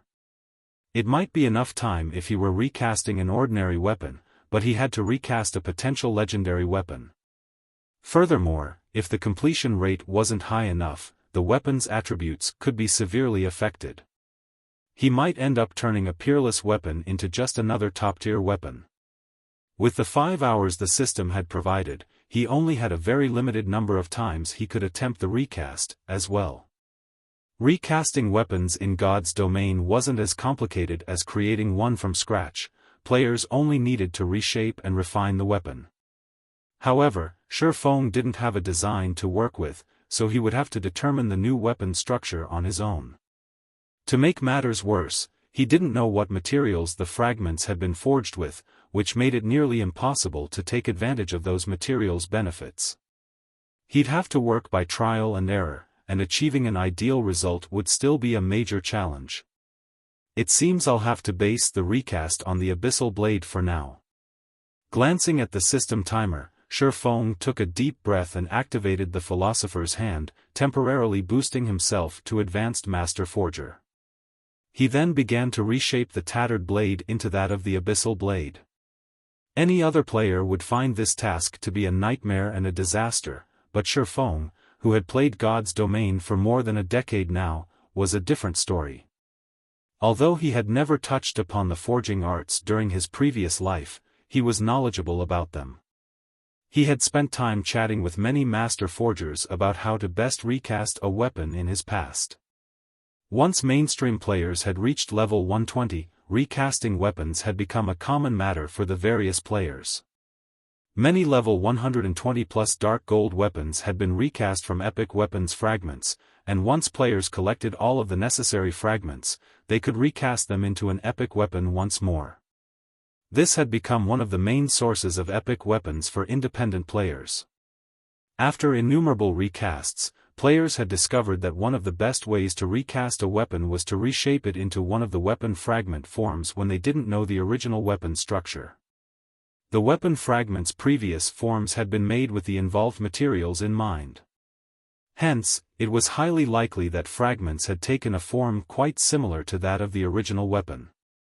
All players needed to do was make some minor adjustments to the new weapon structure. Xiaofan wasn't familiar with cruel darkness, so reforming the weapon in its form was out of the question. Fortunately, he was quite familiar with the Abyssal Blade, a weapon he had obtained not long after rejoining God's Domain. In fact, he was more familiar with its form than his other weapons. Xiaofan spent around 30 minutes reshaping the rough blade into something that highly resembled the Abyssal Blade, although this new weapon had a considerably longer blade. It couldn't even be considered a one-handed sword anymore, but a two-handed sword. Appraise. Xiaofan began the appraisal, satisfied with his work, and as he did, the magic arrays covering the weapon activated, drinking in the ambient mana like a beast in the desert. The mana density around the long blade steadily rose. Xiaofan watched, excitement blooming in his chest. He hadn't actually thought his first attempt would be a success. With this, making adjustments to the weapon would be much easier. However, not long after that thought, the system reported the appraisal results, and he wasn't sure whether he should laugh or cry when he saw them. System, weapon completion rate 40%. Do you wish to keep this outer shape? Even with only a 40% completion rate, the new Abyssal Blade could gather so much mana around it, and its aura had become incredibly powerful. He didn't even dare imagine how powerful the sword would be if he reached a 70% or higher completion rate. However, this new weapon's exterior was already ideal, and his results would be limited if he tried to modify it. Could the original be a two-handed weapon like Cruel Darkness? Xiaofan felt another headache brew as he considered the thought. Although he could recast the weapon into a one- or two-handed sword, recasting a one-handed weapon would be considerably more difficult if the original had been a two-handed weapon. While swordsmen could use two-handed swords, Xiaofan wasn't as familiar with that fighting style. Suddenly switching to a two-handed sword would severely impact his combat power. Yet, if he forcefully recast a two-handed weapon into a one-handed sword, he'd be abandoning some of the original materials. One-handed weapons required far fewer materials, after all. However, doing so would affect the weapon's completion rate. With fewer materials, the weapon wouldn't be as powerful as it once had been, and depending on the materials he abandoned, the weapon's composition could be at risk, causing disharmony between the materials. He'd have to take all of these factors into account when recasting this weapon into a one-handed sword. Normally, only experienced Grandmaster forgers could accomplish such feats. Not only did they have abundant experience, but they also possessed advanced skills that allowed them to discern the golden ratio among their materials. This was why Grandmaster Forgers could craft legendary items. After giving the matter some thought, Xiaofan decided to conduct some experiments. He initially sacrificed 10% of the weapon's materials, but it left too few remaining, and the ratio was uncoordinated. The result was only a 23% completion rate, and the weapon was far weaker than the first recast. He had then sacrificed 20% of the materials, which was, again, too much, and as a result, the sword lacked strength. This time, the completion rate was a measly 16%. Xiaofan attempted the recasting 8 more times.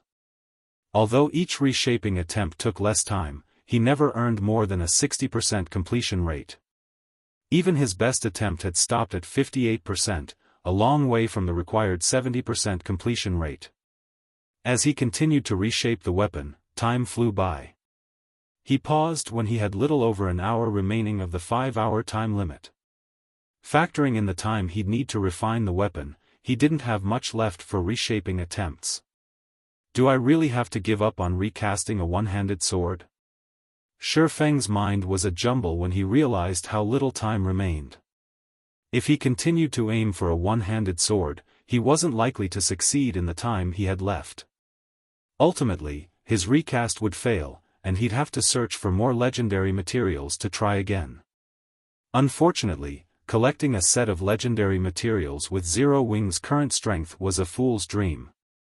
By the time Zero Wing managed to find them all, he would likely have found another weapon to suit him.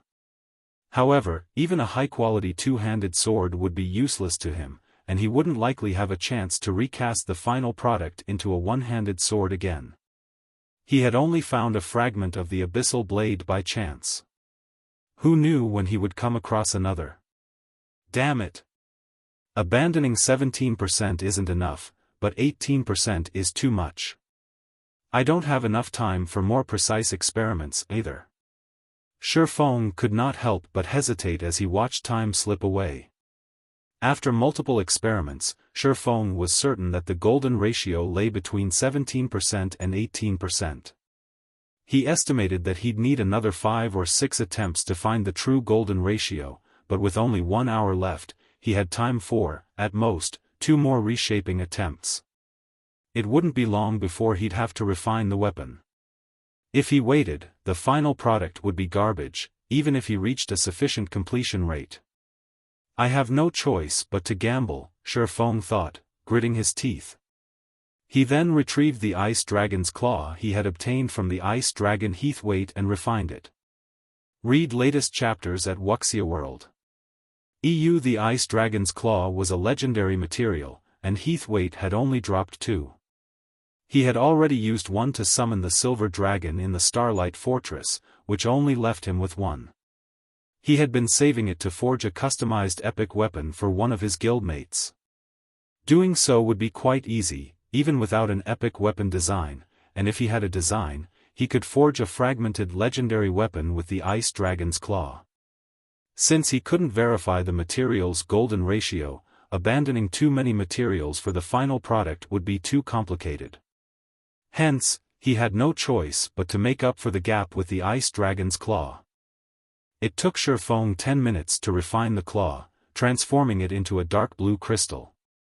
He merged the crystal with the abyssal blade, which added a white glow and a bone-chilling aura to the new weapon.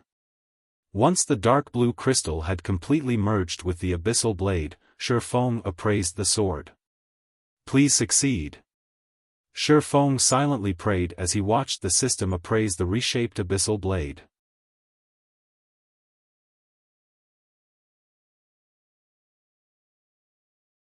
Chapter 2542, New Abyssal Blade. As the system began to appraise the weapon, the magic arrays on the new abyssal blade simultaneously lit up. Not only did these arrays illuminate the entire room, but they also gathered the room's mana around the weapon. The abyssal blade emitted another deafening dragon roar that echoed throughout the room. Roar! It was so powerful that Xiaofan stumbled away from the weapon, and the magic arrays around the room's walls brightened, creating an additional barrier. Boom! The roar shook the dual-layered barrier violently, and it seemed as if the barrier would shatter at any second. As the roar faded, peace returned to the room. Following which, a chill swept through the room, and even Xiaofan, who had very high magic resistance, shuddered in the cold air. He felt as if he were standing in an icy tundra, and he could feel his body begin to freeze. What powerful mana! When Xiaofan looked back at the new abyssal blade, the origin of the chill, he could sense that it was only an effect of the weapon's magic arrays triggering. If even the automatically triggered arrays produced such a result, they'd reach a whole new level of power under his control. Before he could get a better feel of the new weapon's power, however, the arrays suddenly went dormant, and the room quickly returned to normal. System, weapon completion rate 86%. Do you wish to keep this outer shape? 86%? Xiaofan stared at the system notification in astonishment.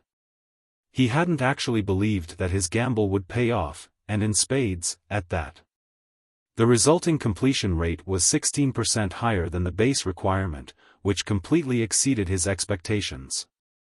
Once a weapon's completion rate reached the standard in God's domain, a higher percentage would yield hardly any bonuses to the displayed attributes. Rather, it would improve the weapon's hidden effects. Naturally, the higher the completion rate, the stronger the hidden effects would become. An 86% completion rate was by no means a low value. Less than 10% of God's domain's weapons had an 80% or higher completion rate, with most hovering around the 75% threshold.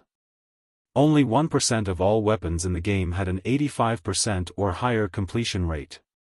And according to Xiaofan's knowledge, the highest completion rate ever achieved when crafting a weapon was 94%.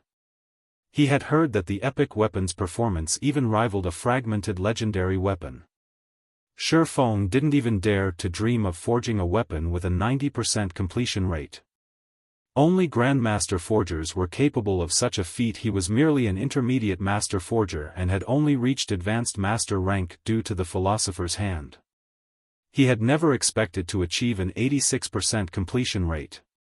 He immediately chose to keep this shape, and as he confirmed his decision, the new abyssal blade gently landed on the central platform. Amazing! So, this is the power of the merged fragments? Surprise flashed in Xiaofan's eyes as he took up the new abyssal blade. The old and new abyssal blades looked roughly the same on the outside, but the new weapon was much heavier than the old one. However, despite the increased weight, Xiaofan felt far more compatible with this weapon than he ever had with the hilt in his hand. It felt as if the sword were an extension of his body.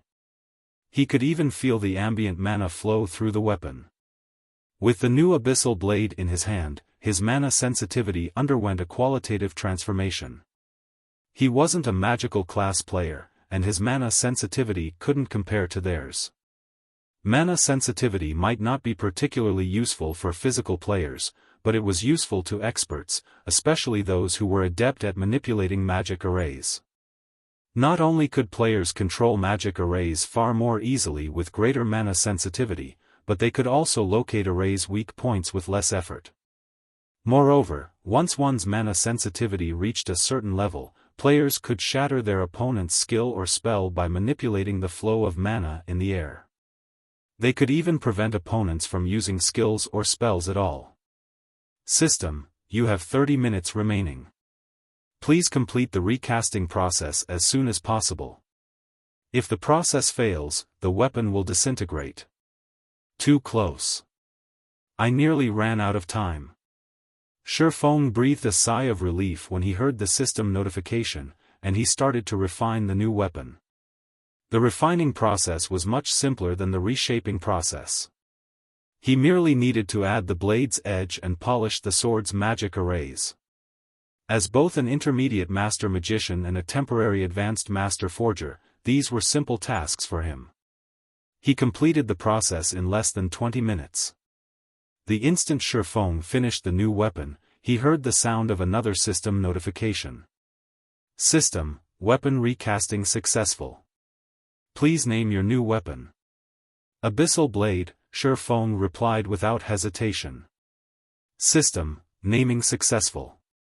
Recast weapon will be named the Abyssal Blade. Do you wish to activate auto appraisal? Appraise. Xiaofan answered. Letting the system appraise the weapon might not mean much to ordinary players, but to Xiaofan, a master forger, it was a relatively useful tool that would grant him some forging proficiency. In fact, master forgers during his previous life had sometimes taken recasting commissions for free to gain more forging proficiency. As long as they were successful, the forger responsible would be awarded an abundance of proficiency. A master forger might save 1 or 2 days of work with one successfully recast weapon. System: appraisal of the Abyssal Blade is complete. Weapon completion rate is at 86%. Weapon rank is designated as Fragmented Legendary. Rewarding 30,000 forging proficiency. The notification stunned Xiaofan. Wonderful. It's upgraded to Fragmented Legendary rank. Xiaofan looked at his new weapon, ecstatic. Although he had guessed that there was a high possibility of the end product reaching Fragmented Legendary rank, he couldn't help his joy after hearing his guess verified. A Fragmented Legendary weapon. He had quite a few Fragmented Legendary items on him, but none were weapons, they were only equipment pieces and accessories. The increased combat power they could provide was nowhere near that of a Fragmented Legendary weapon, and although he had been thinking of hunting one down for himself, acquiring such a weapon was easier said than done. Furthermore, he would have to find a compatible one-handed sword. Now that he finally had a Fragmented Legendary weapon that suited him perfectly, why wouldn't he be excited? Xiaofan immediately called up the Abyssal Blade's attribute panel. Normally, recasting a weapon significantly changed the weapon's attributes. The new weapon would no longer be what it once had been. Abyssal Blade, one-handed sword, magic weapon, Fragmented Legendary rank, equipment requirement, strength 3000, agility 2000, attack power, 210% of strength attribute, attack speed, 2% of agility attribute, all attributes, increases according to user's level. Ignore levels plus 35 attacks have 70% chance to cause 250% damage, 40% chance to cause 300% damage, every attack increases damage by 2% to a maximum of 30%.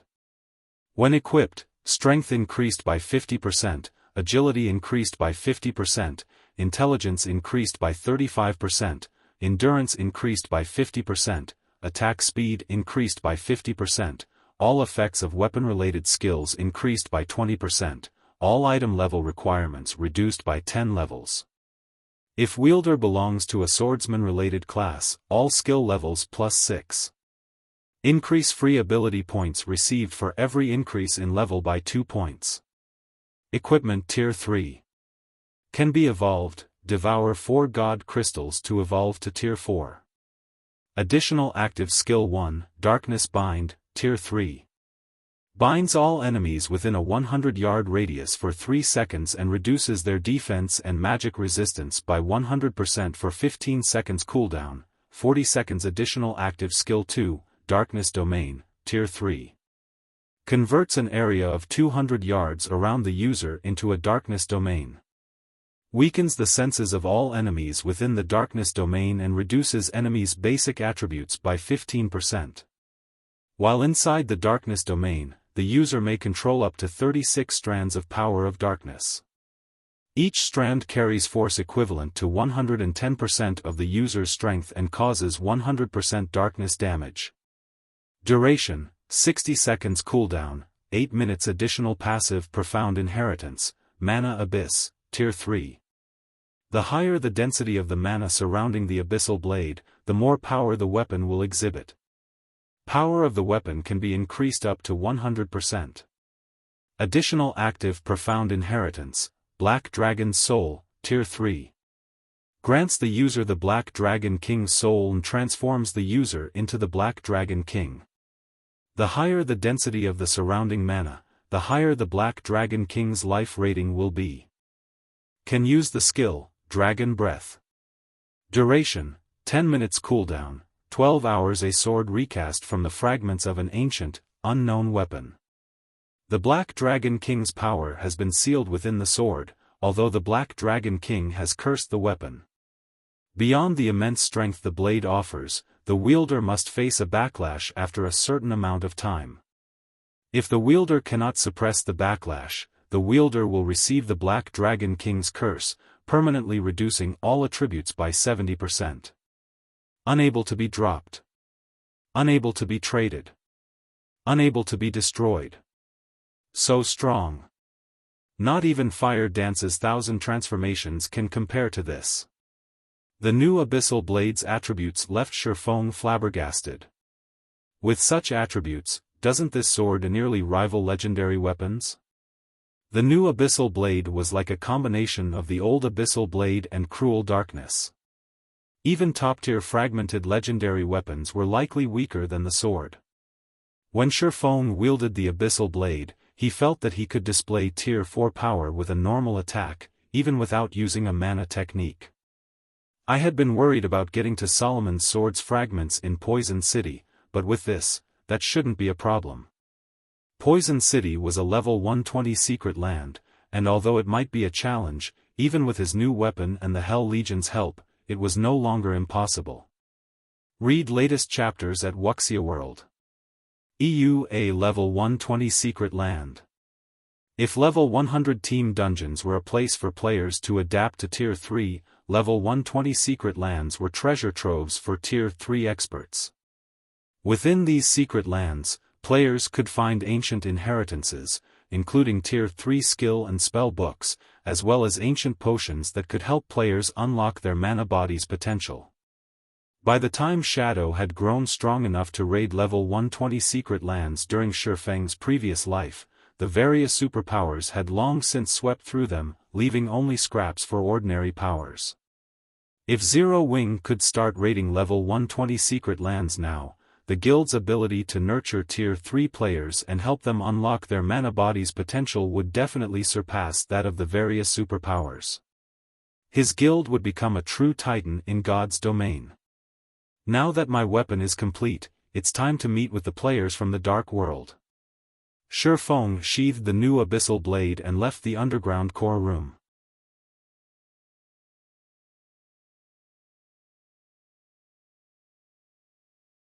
Chapter 2543, Determining Fate with Word Stone Forest City, Zero Wing's residence. As Xiaofan parted the doors to the guild hall's top-floor reception room, he felt two sharp auras locking onto him, which kept track of his every move. The two who radiated these auras definitely had domain realm combat standards. When Xiaofan glanced into the room, he spotted three people. The two people that accompanied Gentle Snow were a man and a woman, both of whom radiated such dense darkness energy that it took on tangible form. Even players who normally couldn't sense darkness energy could see a layer of black fog around the two players. The woman looked like she was in her early 30s and was a rare Dark Knight class. She was also a member of the rarer Dark Wolfkin race. Her aura was only slightly weaker than Gentle Snow's, who wore a piece of fragmented legendary equipment. The elderly man beside her garbed himself in pitch-black robes and held a black staff. He had long, pointed ears and tainted the room's mana with an icy, dark aura. Ordinary Tier 2 magical class experts would find the mana here difficult to manipulate. A fallen half-elf? A hint of surprise flashed in Xiaofang's eyes. Mana loved the elven race, and they were born with an extraordinary affinity for manipulating it. However, God's domain had a group of elves that had fallen to darkness in pursuit of mana's limits. They were known as fallen elves, and all natural elves relentlessly hunted them down. Fallen elves were unusual in God's domain, and players that successfully converted to the fallen half-elf race were even rarer. Of course, any superpower would target a fallen half-elf for recruitment. Fallen half-elves had an even stronger affinity for mana than ordinary half-elves, and their affinity for and control over the power of darkness was especially impressive. They could practically rival pure elves. Elves might not compare to dragons, but they were one of the top races in God's domain, with far greater growth potential than human players. By becoming a fallen half-elf, one would have the growth potential to rival true elves, and after Tier 3, each subsequent tier would grant a fallen half-elf a qualitative boost to their strength. Furthermore, any player that converted into a fallen half-elf proved they had very high combat standards. As long as they received enough resources, they were almost guaranteed to reach Tier 5. With the race's natural talents, no one would be able to take down a Tier 5 fallen half-elf player outside of Tier 6 God-ranked experts. As far as Xiaofan could remember, players only had a chance of completing the trial to become a fallen half-elf after they had unlocked their mana body's full potential, yet this elderly guest of his hadn't and had still successfully converted. Allow me to introduce you, Guild Leader. These experts from 2 of the Dark World's top 3 guilds. They've come to discuss the issue of Demon's Heart with Zero Wing, Gentle Snow announced as Xiaofan entered the room. The Dark World was incredibly vast, roughly as large as 3 ordinary empires. The Otherworld was even larger than the Fire Dragon Empire, one of God's domain's 4 great empires. 3 guilds ruled over the Dark World: Dark Rhapsody, Deity Society, and World Domination. They had all received support from major corporations during the game's early stages and had secretly poached quite a few experts from the various super first-rate guilds and super guilds. Since then, these 3 guilds had been steadily developing their strength in the Dark World, and now, each could rival a super guild. Zero Wing's 2 current guests were representatives from Dark Rhapsody and Deity Society. Seeing that you've come without warning, I'm assuming you're in quite a rush. Please, just speak your mind, Xiaofan addressed the 2 players before him. He had a rough understanding of Dark Rhapsody and Deity Society.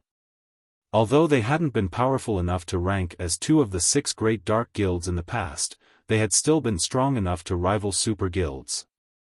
When the main continent and the Dark World had connected, the 2 guilds had each annihilated a superpower, using the victories as stepping stones to secure a foothold on the main continent. These 2 guilds' strength could not be underestimated.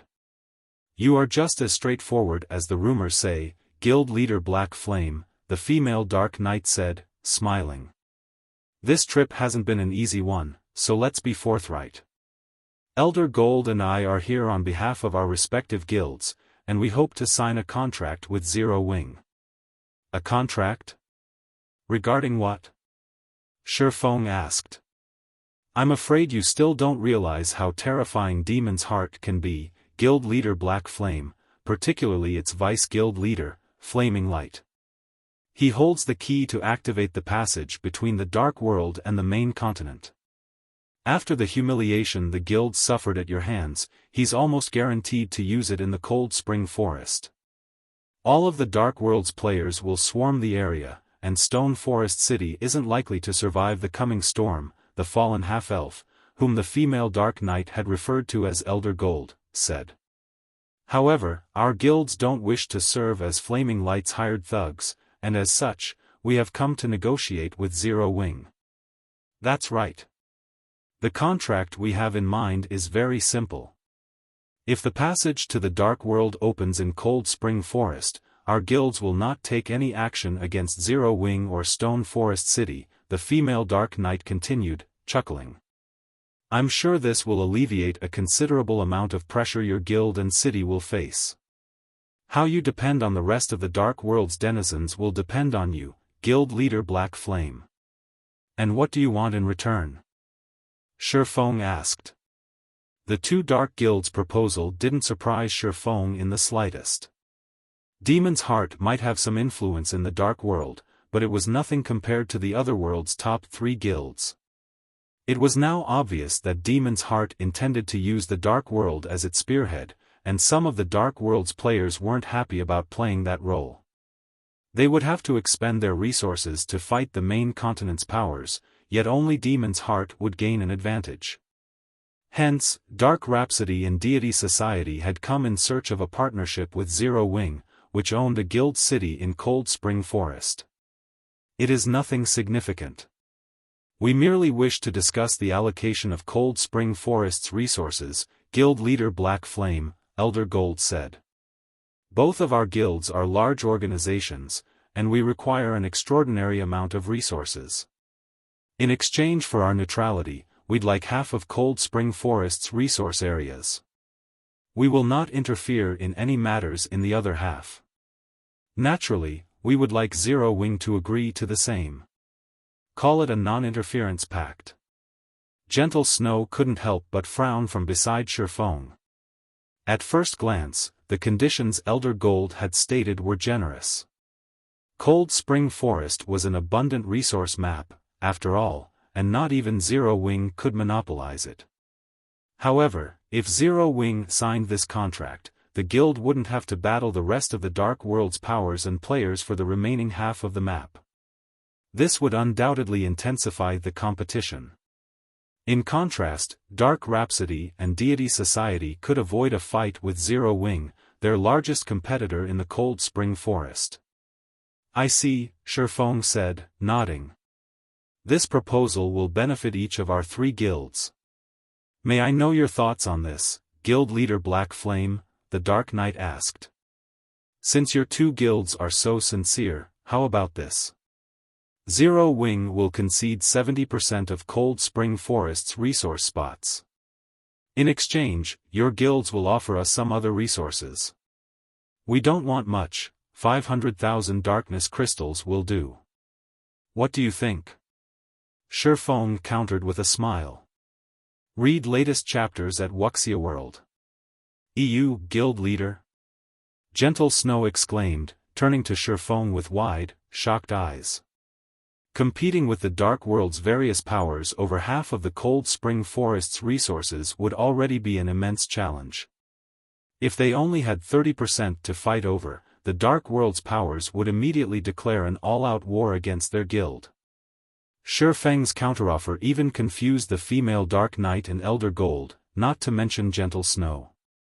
They had considered the possibility that their offer would be rejected before they had visited Zero Wing's residence, or that Zero Wing would try to minimize the amount of resources it would share with their guilds. They had discussed various countermeasures for these possibilities. In fact, they had planned for several days of negotiation with the guild. However, they had never dreamed that Zero Wing would offer even more of Cold Spring Forest's resources. What, exactly, was this man thinking? You're tuning into the Xiaofan's Wuxia Tales YouTube channel. Don't forget to subscribe and join us on this journey to catch the most captivating stories.